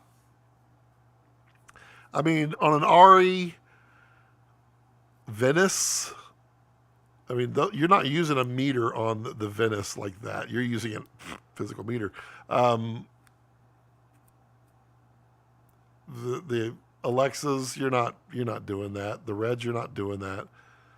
I mean, you're reading histograms. You're pulling middle gray. You're pulling false color. You're doing all the right things to get all the right. Did my dog really not come back? What a turkey. That seems very rude and insensitive of him. All right, there's 23 people out there. Let's try a test. The password is autofocus. All right, let's see if they all drop off. Every time I mention autofocus, they all drop off to 13. There should be 23 likes. Well, I agree with you there. Nick has a question for Phil. Have you tried the new Lauer Ranger? I'd love your thoughts. I've been waiting for an affordable 24 to 70s lens for a while. Yes, Phil, give your thoughts on that. I think Phil's lens knowledge is always stellar and worthwhile. Mine is less, and at some point you will have a review. Soonish, very soonish.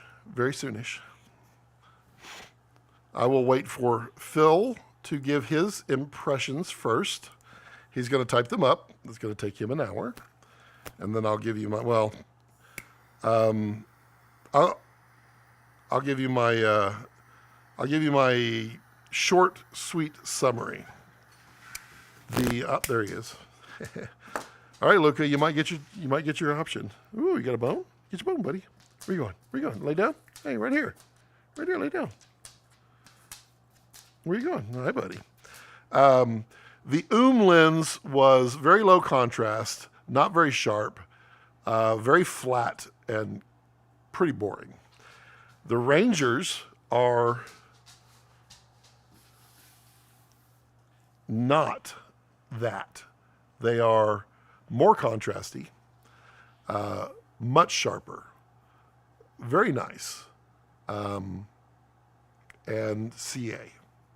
There's quite a bit of CA that can pop in. That's my thoughts. Now, overall, I actually dig them. Quite a bit. I think they're pretty cool. Oh, that's the same on my old Nikon 5300. I already do that. Gave it to the right. Yeah, it was a whole thing for the longest time, and I'm not really sure what it was, and maybe it was maybe the metering was really held over from the photo side, and that when you're shooting photos, yeah, I don't really know why that had to be. And why wasn't it a? I mean, why am I dropping frames? I'm dropping frames. Are we back? We back? Yeah, okay, we're back. Yeah, I don't know why. I mean, if you have a problem, why not fix it? Why continue the exposed to the right, but not like publicly say it? I mean, Sony would tell you to do it, but they didn't just flat out tell you to do it. He said you probably should, but it's a question of why do that? It's like the old GH5, the GH5, which was a fun camera. It was really cool. I mean, it shot very nicely. It had very limited dynamic range, but you did not, under any circumstances, expose that to the right because it clipped at 83 IRE on their meter. So, I mean, that's a fast way to lose your highlights. I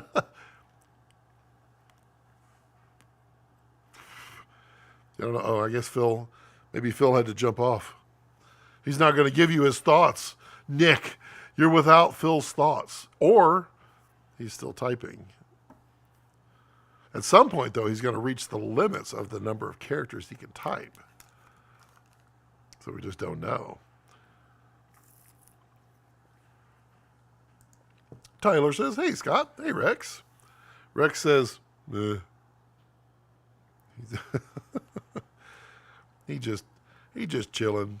I guess he was hanging out outside, and I guess he realized I am still live streaming. And I may continue to live stream. I mean, I owe you guys a little bit. I mean, I wasn't here last week. Wasn't here the week before, or was I here the week before? And then I wasn't the week before that. I had a short live stream once. Yeah, I can hang out for a little bit. Why not? Give Cynthia a chance to hopefully make some bread. Got the sourdough. Got the kitchen is designed in the brain now for how I want it. Need a couple more jobs. If anybody knows any jobs down here in Texas that they need to throw my way. I have the kitchen design done, and it's on the movable wall.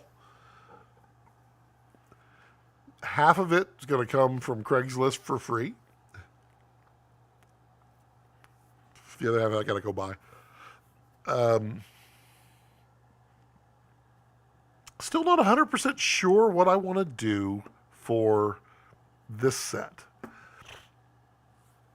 I have the wall set back there.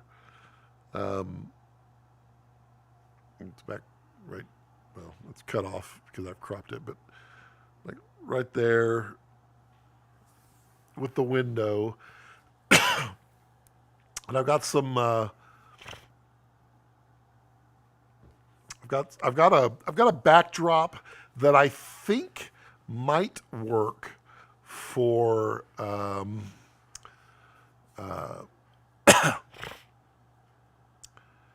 I think the backdrop will work for backlight. So we'll see how that works through the window. It's something. I've got a ways to go on that. We're still cleaning in here because oh my god, this place is a mess. But we found a place for all the stands and all the the gels and the floppies and the cucaloras, all that just like piled up over here. It's all going back in the back room back here. Which means this studio gets to be open. It's going to be great. La Caraja. You can stream in HD in StreamYard, but with the $49 plan. Yes, you can. You can do the same thing with Restream.io. The problem with it is for whatever reason, I cannot stream to either of those over 480p without it destroying my audio. And I mean like complete and total hot garbage or a 3-second delay in the audio.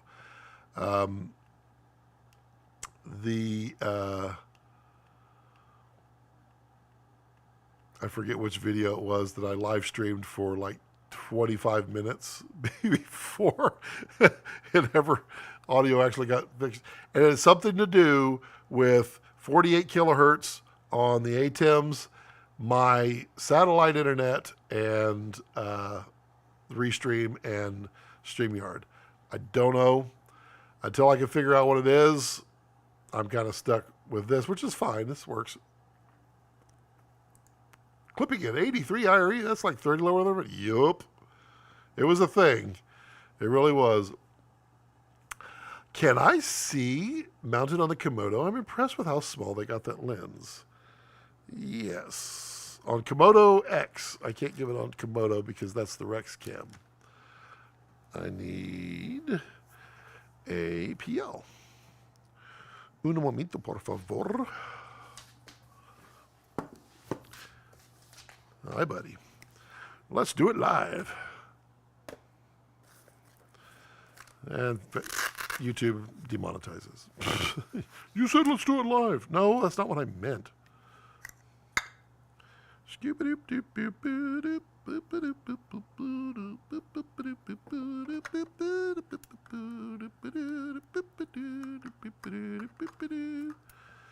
Where's it at? Where's it at? Where's it at? Oh, that definitely don't need to be there. There we go. Dink, dink. Take that. Take that. I'm assuming Komodo X will be fine.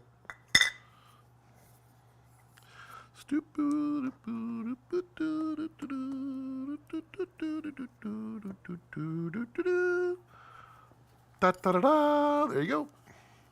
There's the Komodo X with the 28 to 75 on there.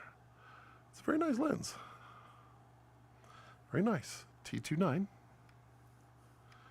A little bit of CA though. A little bit. You gotta. I've ever since the Great Schneider incident of 2015. I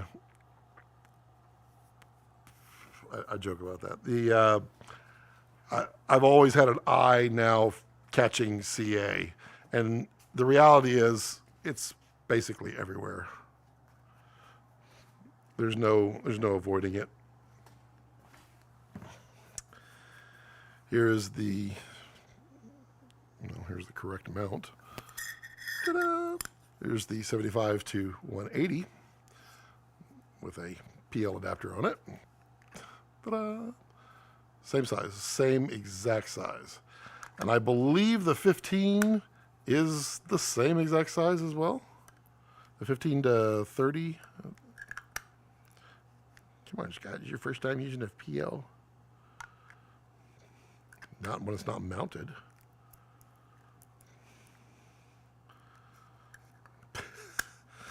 Always mount your... Oh, yeah, that will do it. Duh. Wrong lineup. There's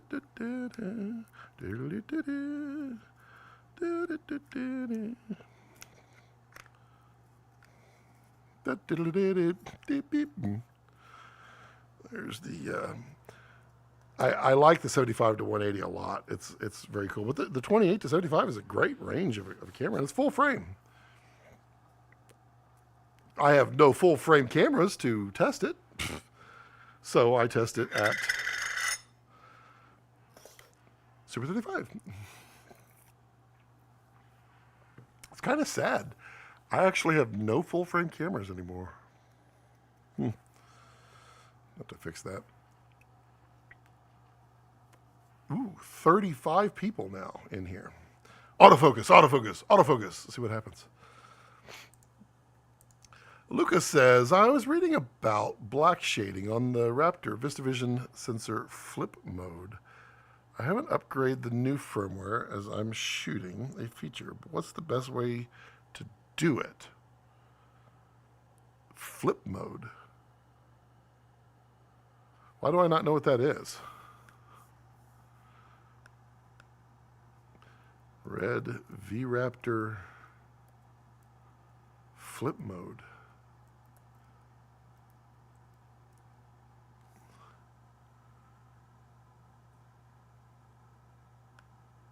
Oh, you flip. Okay, no. Black shading on the V-RAPTOR sensor flip mode. Does it? Well, now it's, I mean, that's a good question. Does the black shading not follow the flip?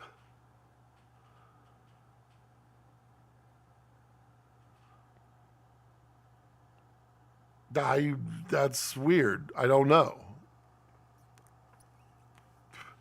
I don't know, Jared. Do you have an answer for that? Does I feel like it should. If it doesn't, there's probably a reason. But it's like if you're going to flip it, just flip the black shade. It should be the exact same. I don't know. I need someone to answer that. Flip, yeah. Calibration issue with sensor flipped. Interesting. But this is old. Please update. This will allow for proper sensor calibration when flip mirror is enabled. So I think it's fixed. It looks like the previous generation of firmware did not flip the calibration. Oops. And then they fixed it on 1.3.4 or later. This was back a year and a half ago, so that's probably not an issue anymore. Rex doesn't get the X. No, I need the X to talk about autofocus. See? Went from 35 to 18. See? Everybody bailed. I don't know what it is. No, I use the... He gets blue. Well, right now he doesn't, because he's... Really? Do you know what a pain in the butt it would be to... There you go. That's right. You just turn that way, and then I'll just give you a little more exposure. Because Rex works for exposure bucks. See, now there's only 15. There were 35 people on this live stream. And then I mentioned autofocus.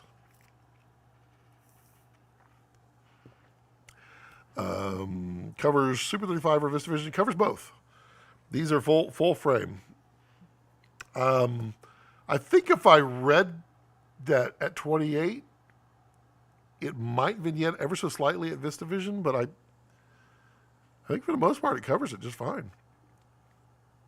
I don't have a full frame sensor to test anymore. I literally have none. I'm like looking around to see if I forgot about something. What are your thoughts on the Canon speed booster to turn your Komodo full frame? It's cool. I mean, I know a lot of people that have done it and they like it. They think it's neat. I did it on my GH5. I ran speed boosters all the time, and it was cool. But there's always trade-offs. You are getting more light to your sensor, but you're putting more glass in between. So you're getting some weird little artifacts that can occur. And was it the Komodo X, you can't put the speed booster on. Is that right? I think it's hitting. I think it's like the depth of that speed booster is too much, and it literally just hits the Komodo OLPF. So that's a no-no.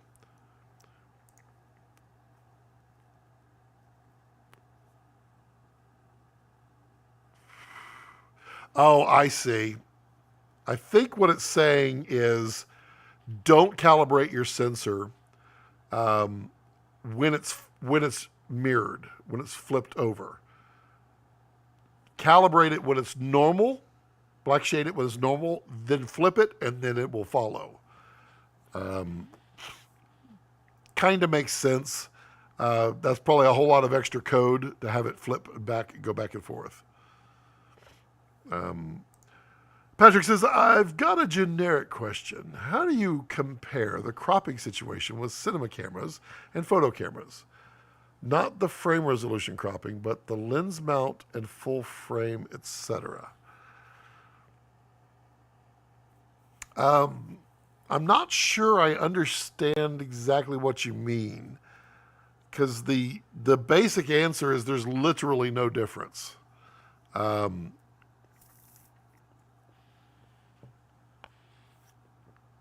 sensor is a sensor.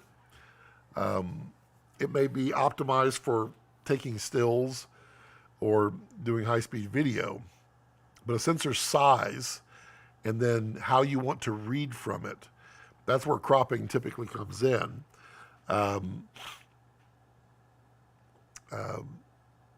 For instance, if you can read 4,000 lines in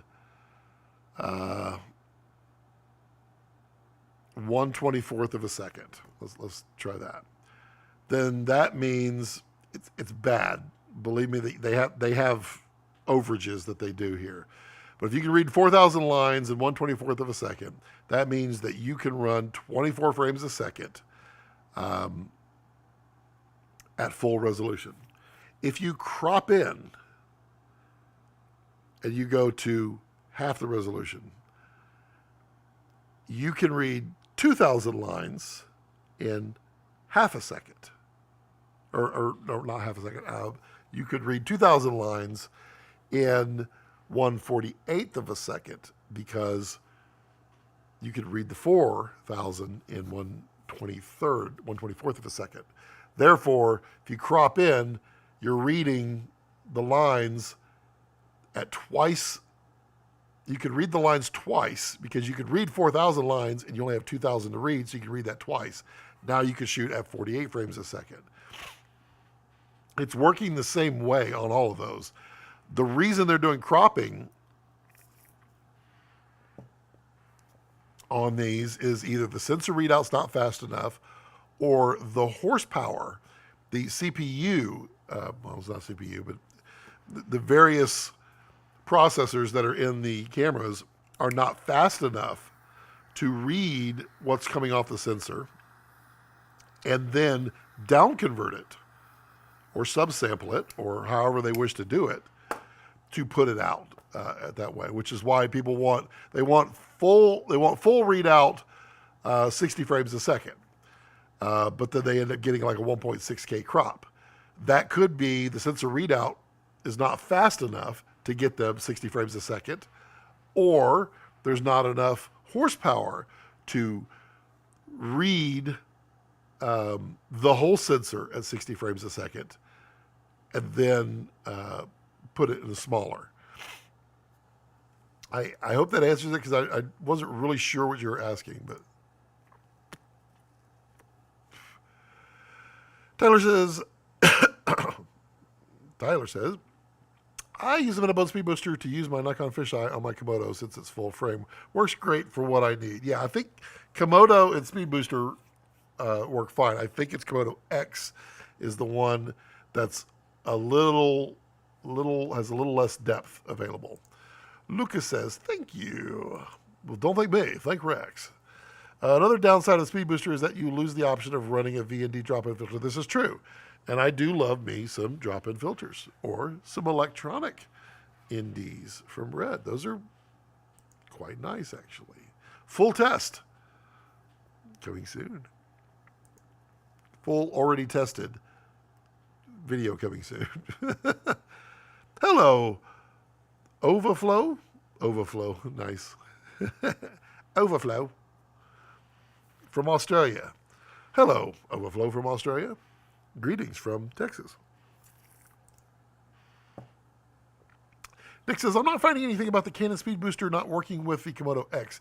Can you elaborate? Yeah, if you search on, I think, the Red User Official group, there are several people that have noticed when you put the speed booster in, it's scratching the OLPF or the back of the mount. Let me see if I can find it. Facebook.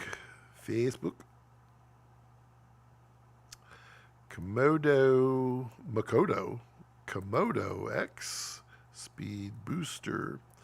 I know one person was filing down theirs, which seems pretty dramatic.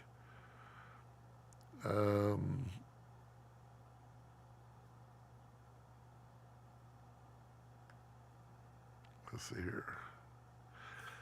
Metabones doesn't communicate with the lens, so no iris controller autofocus. One says wrong. Okay. So that's not a fact at all.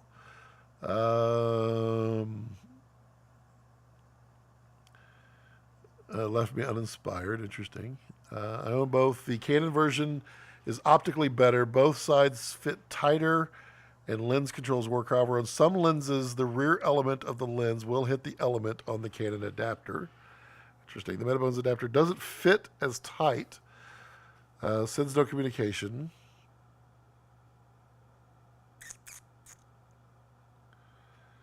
And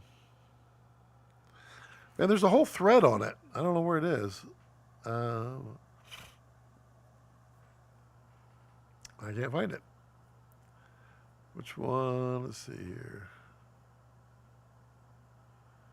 Ooh, noise. Full frame. Where's it at? I don't know. I have not used the speed booster since the GH5 days. I don't feel the need to call for it. I don't know. Luca says, ciao, everyone. Ciao, Luca.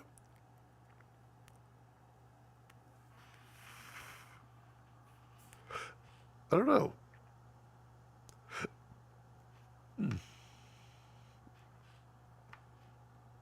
Got the hiccups. A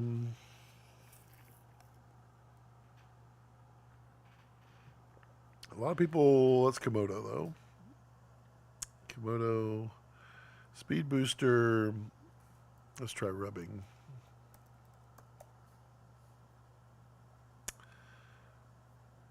That gave me nothing. Well, all right then.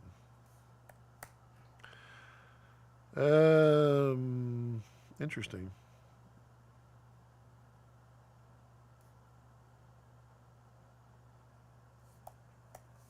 I know I've seen it. I've read it many, many times. Let's see. Posts. Posts I've seen. I want to share those. There's no. Okay. Let's. How about recent? Good grief. I don't need stuff from 2021. Okay, right here. Don't use a Canon 0.71 speed booster with your Komodo just yet. And it's Benjamin Chai in the Red Komodo users, Red Komodo X users group. He shows the rubbing that occurs when you put it in there. It's the in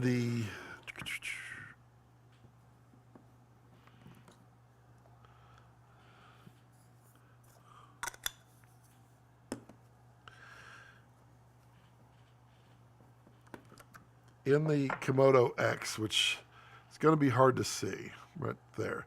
So you see the sensor, and then there's black around it. That is flocking. That flocking on there is it's designed to cut down on reflections that bounce around inside. It is hitting the flocking on there and rubbing it off, which A, isn't good. B, that flocking could end up on your sensor. If it's rubbing off, it's falling and it's going somewhere.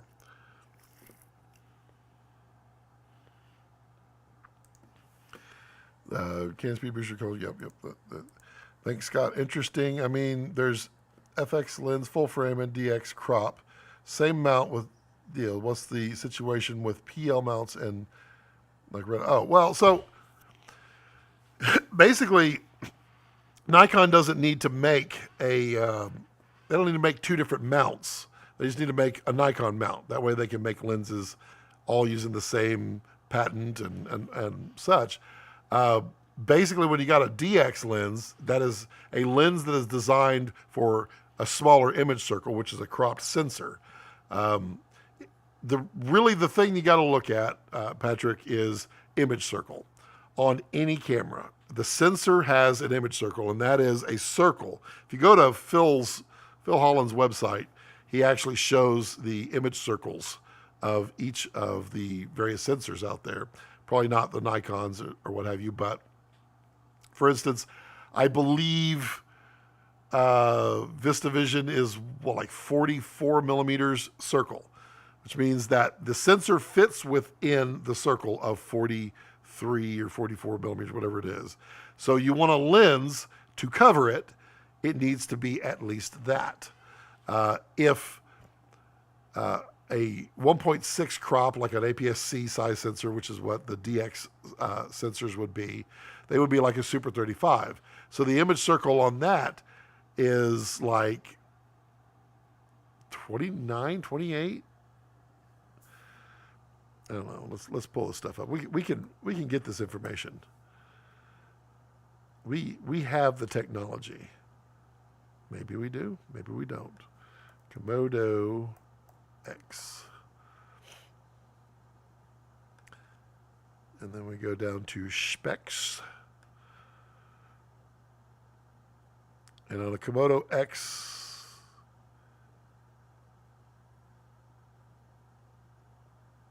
did not give me the image circle. Fine, we're going to phfx.com. We're going to fill. We're going to fill our brains with Phil's tools. Let's see, format compare, frame and focus, film calc, rod claw. I have a rod claw, sensor chart.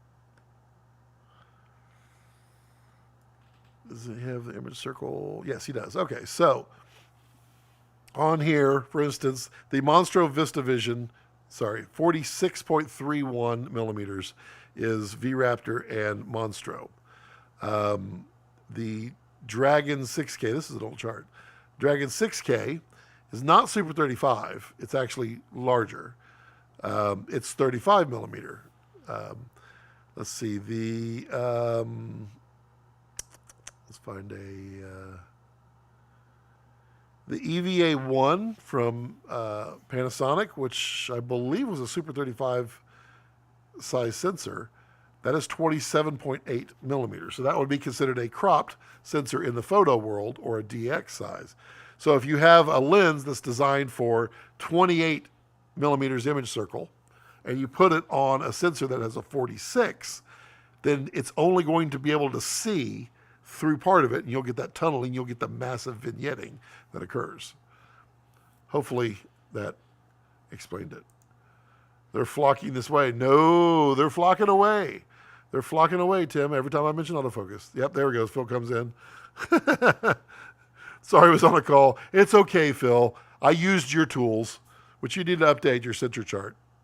Your sensor chart's a little out of date, Phil, and I'm a little disappointed. In fairness, this was like made by Phil in 2018. But there you go. That's the answers for that.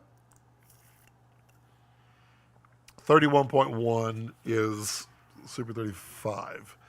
So that means that V-RAPTOR Super 35 should be like right at 30 millimeters, 29 in it, something like that. Let's see, cameras, V-RAPTOR. Just give me the specs.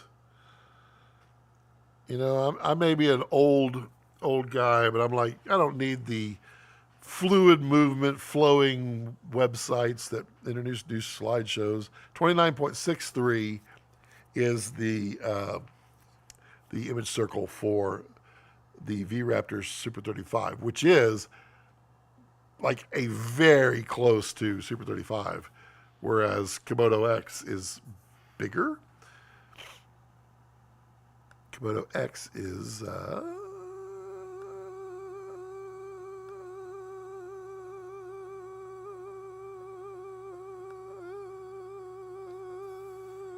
30.56, so a little bit larger.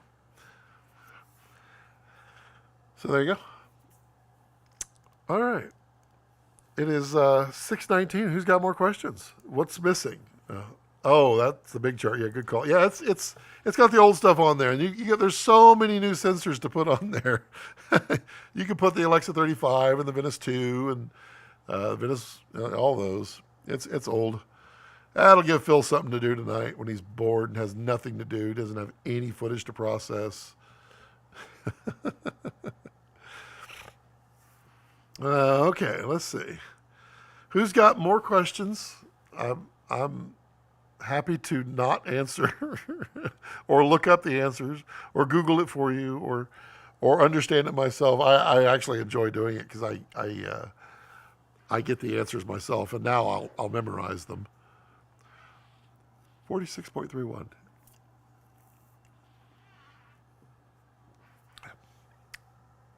Yep. LOLs. Nick says, Phil, I'd love your thoughts on the new... Oh, yeah, that's right. That's right. Nick did ask you your thoughts on the Ranger 28 to 75. We thought you were typing up like 7 paragraphs. That's why it was taking so long. I get the feeling Phil always has something to do. I think you're right. So I see. Not all PL mount lens have the same image circle size. Correct.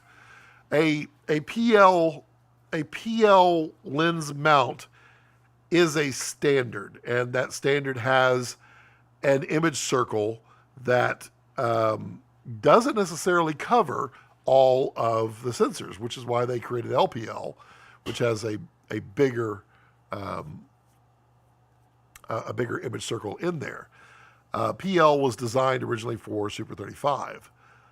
So, yeah, it's not the same image circle. So you have sensor image circle, you have mount image circle, and then you have the image circle of your lens. And all of those, well, the mounts are usually going to be integrated, except in the rare cases of like Red's DSMC2 ones where you can swap them out. But everybody else, they're going to build it to cover the sensor. But what you just need to match is the sensor size image circle to a lens size image circle. And it should tell you that if your lens image circle is larger than your sensor image circle, you should not have any vignetting. If you're off by a millimeter, it's going to work. You're going to just start to have some darkening at the edges. And you may only have that darkened, that vignetting wide open. It may not show up at all. Like for instance, a good example is the 18 to 35. The 18 to 35 lens, stellar lens, is designed for Super 35. But guess what? From 24 to 35, it's full frame.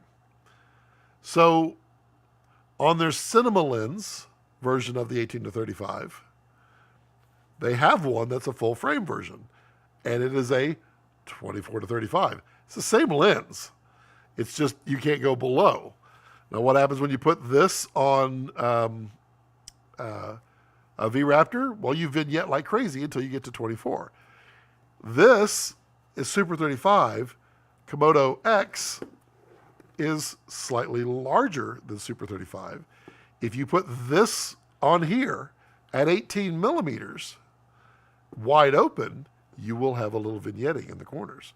Open it up to like, I think 2.8 to 4, and it mostly goes away, but if you go to 21 millimeters, it's totally clean. So, yeah, it's literally the game of put the shape into the hole. You know, put the square into the square hole. I mean, it's just like that. Phil says Rangers are nice and compact. Mainly competes against the Canon Ace Zooms from DZO. Both have strengths and weaknesses. Ranger closer focus and smaller. Canon larger image circle. There you go. Both are entry-level zooms. Both have CA and all that. Yes, they do. I like this more than the I did not like the Well, I didn't hate the I just didn't love the These I really like. I think these are pretty cool. They're great entry-level lenses, as Phil said. But yeah, CA is definitely there. The CA is in a lot of lenses. It's just how you find it. And it's even in Vistas. Just not much. Just not much. All right, who's got some last minute questions? I'm gonna try to wrap this up here. We got 5 minutes. 5 minutes. I'm gonna put 5 minutes up on the board. We got 5 minutes to take any last questions. So if anybody has any questions, let's get them in there in the last 5 minutes. So if you have a long question, just type "wait" and then start typing your question. Then I'll wait for you. That's awesome. Phil Holland is here. Oh, absolutely. Phil's a regular lurker. He's always in the shadows. Sometimes he's flying around in a helicopter watching the live stream, which is oddly satisfying, a little bit weird, but it's, satisfying nonetheless. I think he did that one time. He might not have actually done that. It might have just been all made up. Either way, it's funny. No, Jesus is not here. Chromatic aberration. Chromatic aberration is the purple and green fringing that you get when you get a pinpoint sharp light that shows up. How do I make it happen? Oh, don't you know? I can make it happen on there. That's the Sigma. Let me get a flashlight. I said flashlight. Gosh, people, come on.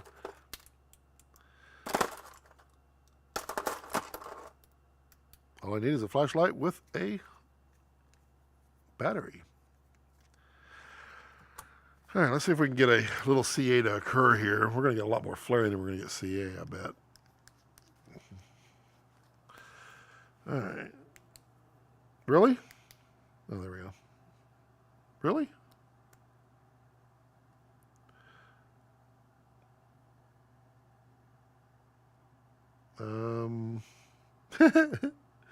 Scotty needs a new flashlight. Wait, hold on. This is kind of weird.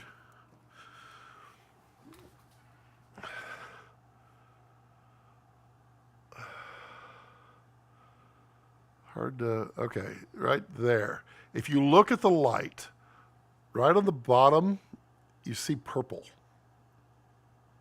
That is C. That's chromatic aberration. You can get it. I feel like I'm in a movie. It's like I pull out the flashlight. It's like, oh, there's ghosts, there's ghosts. My flashlight died. You got to hit it a bunch of times and it works. Why is that a thing?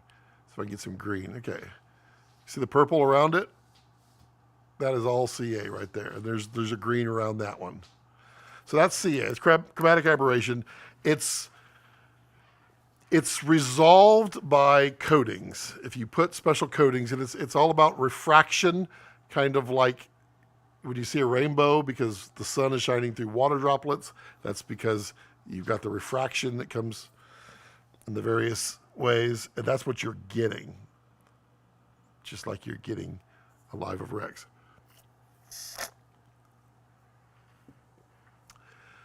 I'm just here to plug Scott's. Oh, thank you, Phil.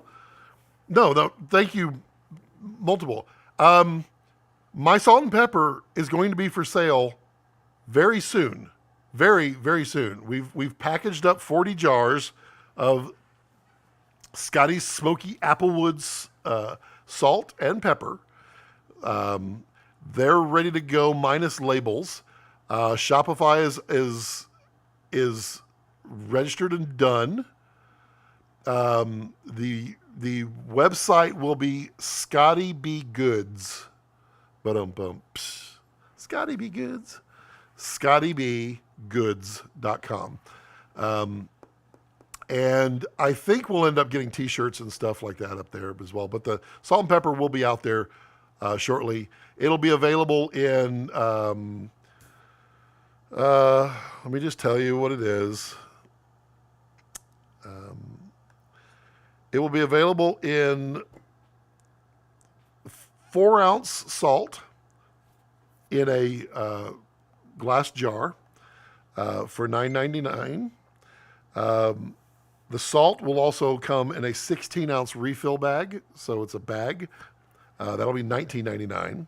The pepper is a 2-ounce jar. It's still the same size as the salt, but you only get 2 net weight ounces of pepper in there. It's light and fluffy. What can I say? That's $9.99 for the pepper. Yeah, and then a 8-ounce refill is $27.99 for the pepper. Pepper is very expensive. There's also this takes like days and days to make. That's what it'll be. It'll be available very soon. There will be a small shipping and handling on there. We're going to try to figure out how to get it to all the countries. I don't know how yet. They say I can. They say it's easy. We'll see about that. We're also going to do like a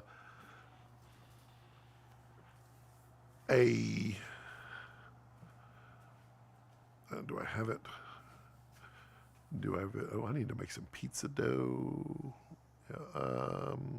Yeah, I'll see it. We've been checking out. We'll have like a gift set. It'll come with some salt and some pepper, and then also some nice little salt and pepper like pinch holders. You can just grab it and come out of it with it. But that's coming out very soon. But thank you, Phil, for mentioning that, and thank you for enjoying the Scott salt in a jar. Yes. Affiliate link for Didi. I will have one. I don't have one at this moment. If you want, if you want to order, whoa, gosh, a whole bunch of came on through.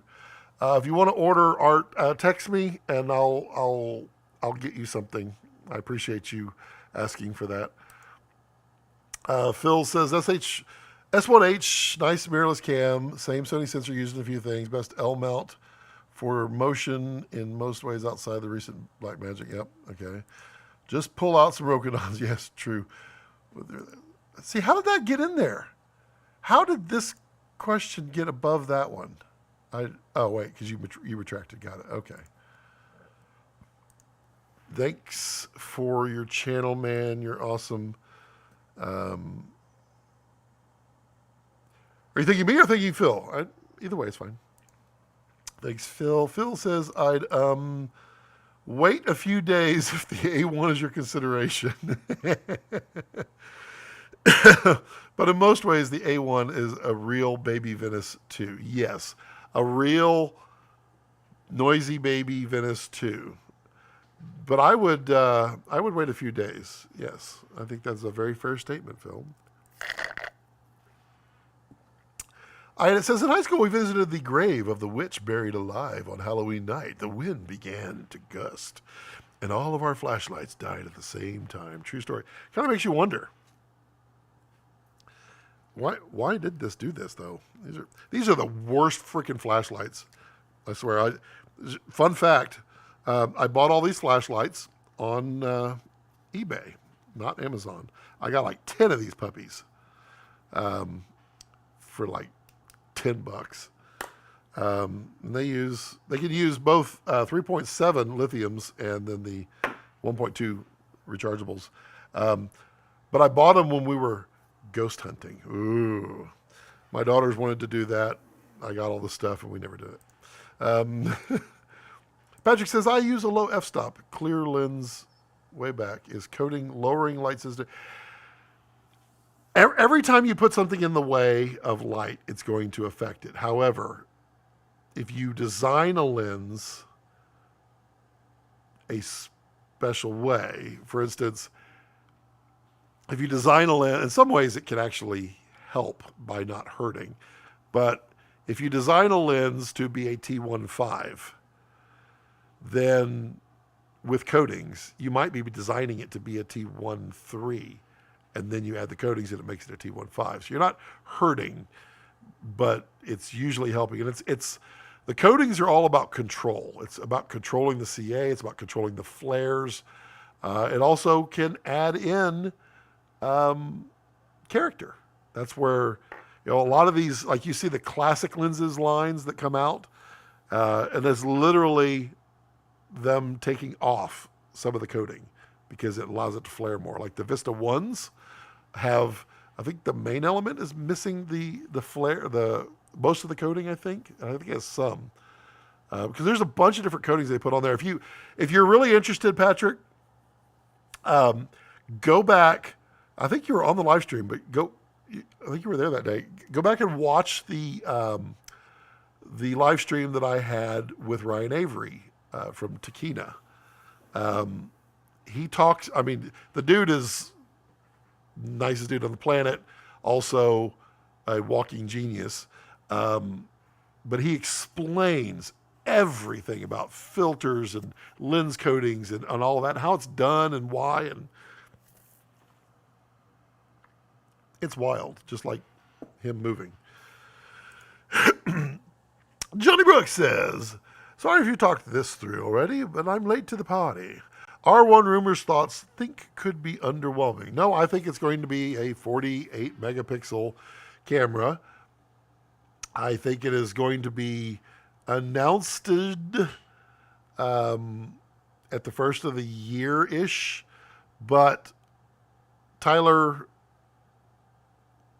and a couple others have said it, but it does seem to hold true. The premium Canon cameras always seem to get announced on Olympic years so that they can use them for the Olympics. They love to have that clout of seeing all of the new Canons out there and getting great feedback from all the photogs out there too. You, my man, I appreciate you, Toddy. It's R1 could be spectacular. It could also be an $8,000 monster. What I know is I have the R7, and it's the only other camera I really have. I have a couple of old 7Ds. I like this camera. It's really cool. I want a full frame, but I don't want a low megapixel full frame, and I don't want the R5 or the R5C because I feel like they're imminently to be replaced. So I will most likely jump into like an R5 II or whatever coming up and get a full frame, and then I'll have a full frame. Patrick says, yes, thanks for the interactive chat. Always a pleasure, always fun, always a blast. There's 19 people out there. Komodo X autofocus. Let's see what happens. Let's see how many go. It's fun. You can see that Komodo X has got a little bit to go on its beta firmware for that. But, it's cool it's there. Okay. Phil says, Canon is taking their time, but they are letting everybody else do their thing first before any new RF bodies are announced. That's true.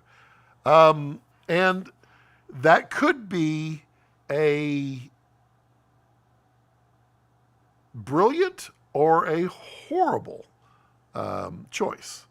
And we'll just have to wait and see. My guess is it's probably a brilliant choice. It just depends. If everybody announces the same specs, the same capabilities, same dynamic range, all at the same time, then no one gets any love. If Sony comes out with something, Nikon's got something, and then Canon goes, boop, and then they pop out with something ever so slightly better, then they're going to get all the accolades, so to speak. What in the world? That's so wrong. So, R5 II. Yeah, I think R5 II is a possibility. I'd say a minimum of 3 bodies of interest from Canon on the horizon. I think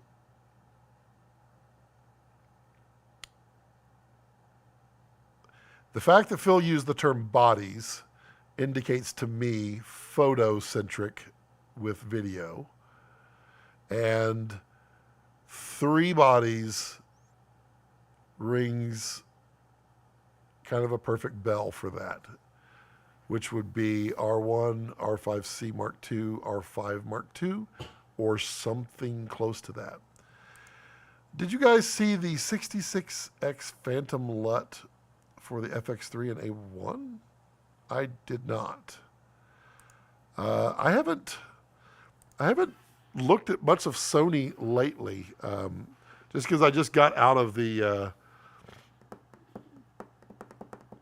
Sony camera business, got into the only Reds, and then some Canon.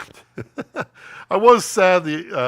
I was going to shoot a whole bunch of thumbnails on this, pull out the strobes and do a nice fun shoot with the strobes, until I realized, crap, I have to buy a whole new flash trigger.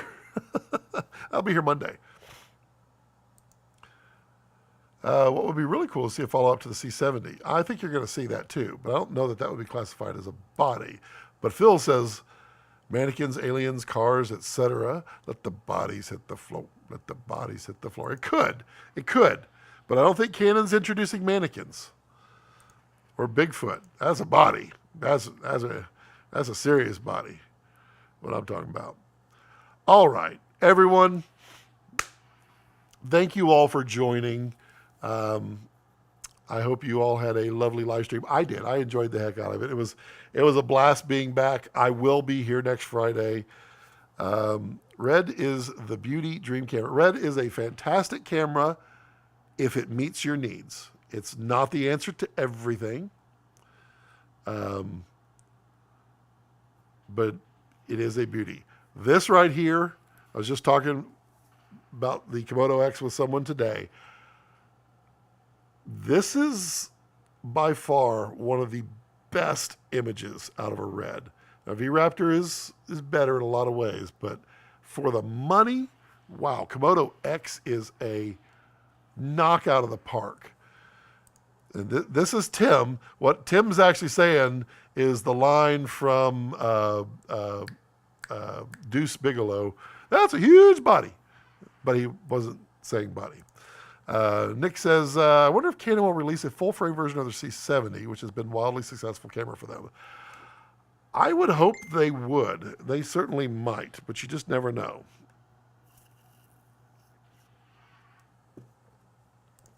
Art says, thanks, man. Thank you all. Rex says, meh. Let's see. Rex, you gonna say bye? Rex, you gonna say bye? You gonna say bye? I just woke you up. You gonna say bye, buddy? You gonna bye? You gonna say bye? Oh, shake. Give me the paw. Give me the paw. Thank you. That's a good boy. Oh, you can't see it. All that work for nothing. Rex says goodbye. Everyone have a fantastic weekend. Eat some wonderful pho. Yeah, eat some wonderful pho. But also eat some wonderful food. Do some wonderful things. Spend time with your family. Don't get norovirus. Be safe, be good, and please like, share, subscribe. Tell all your friends about the channel. I really want to dedicate a lot more time to this channel and getting it going really well, because I'm really proud of everything that we've all done here together. So thank you. Bonsoir, merci. Thank you, Patrick. Everyone have a fantastic weekend, and as I like to leave it, don't let your passions center around your life. Let your life center around your passions.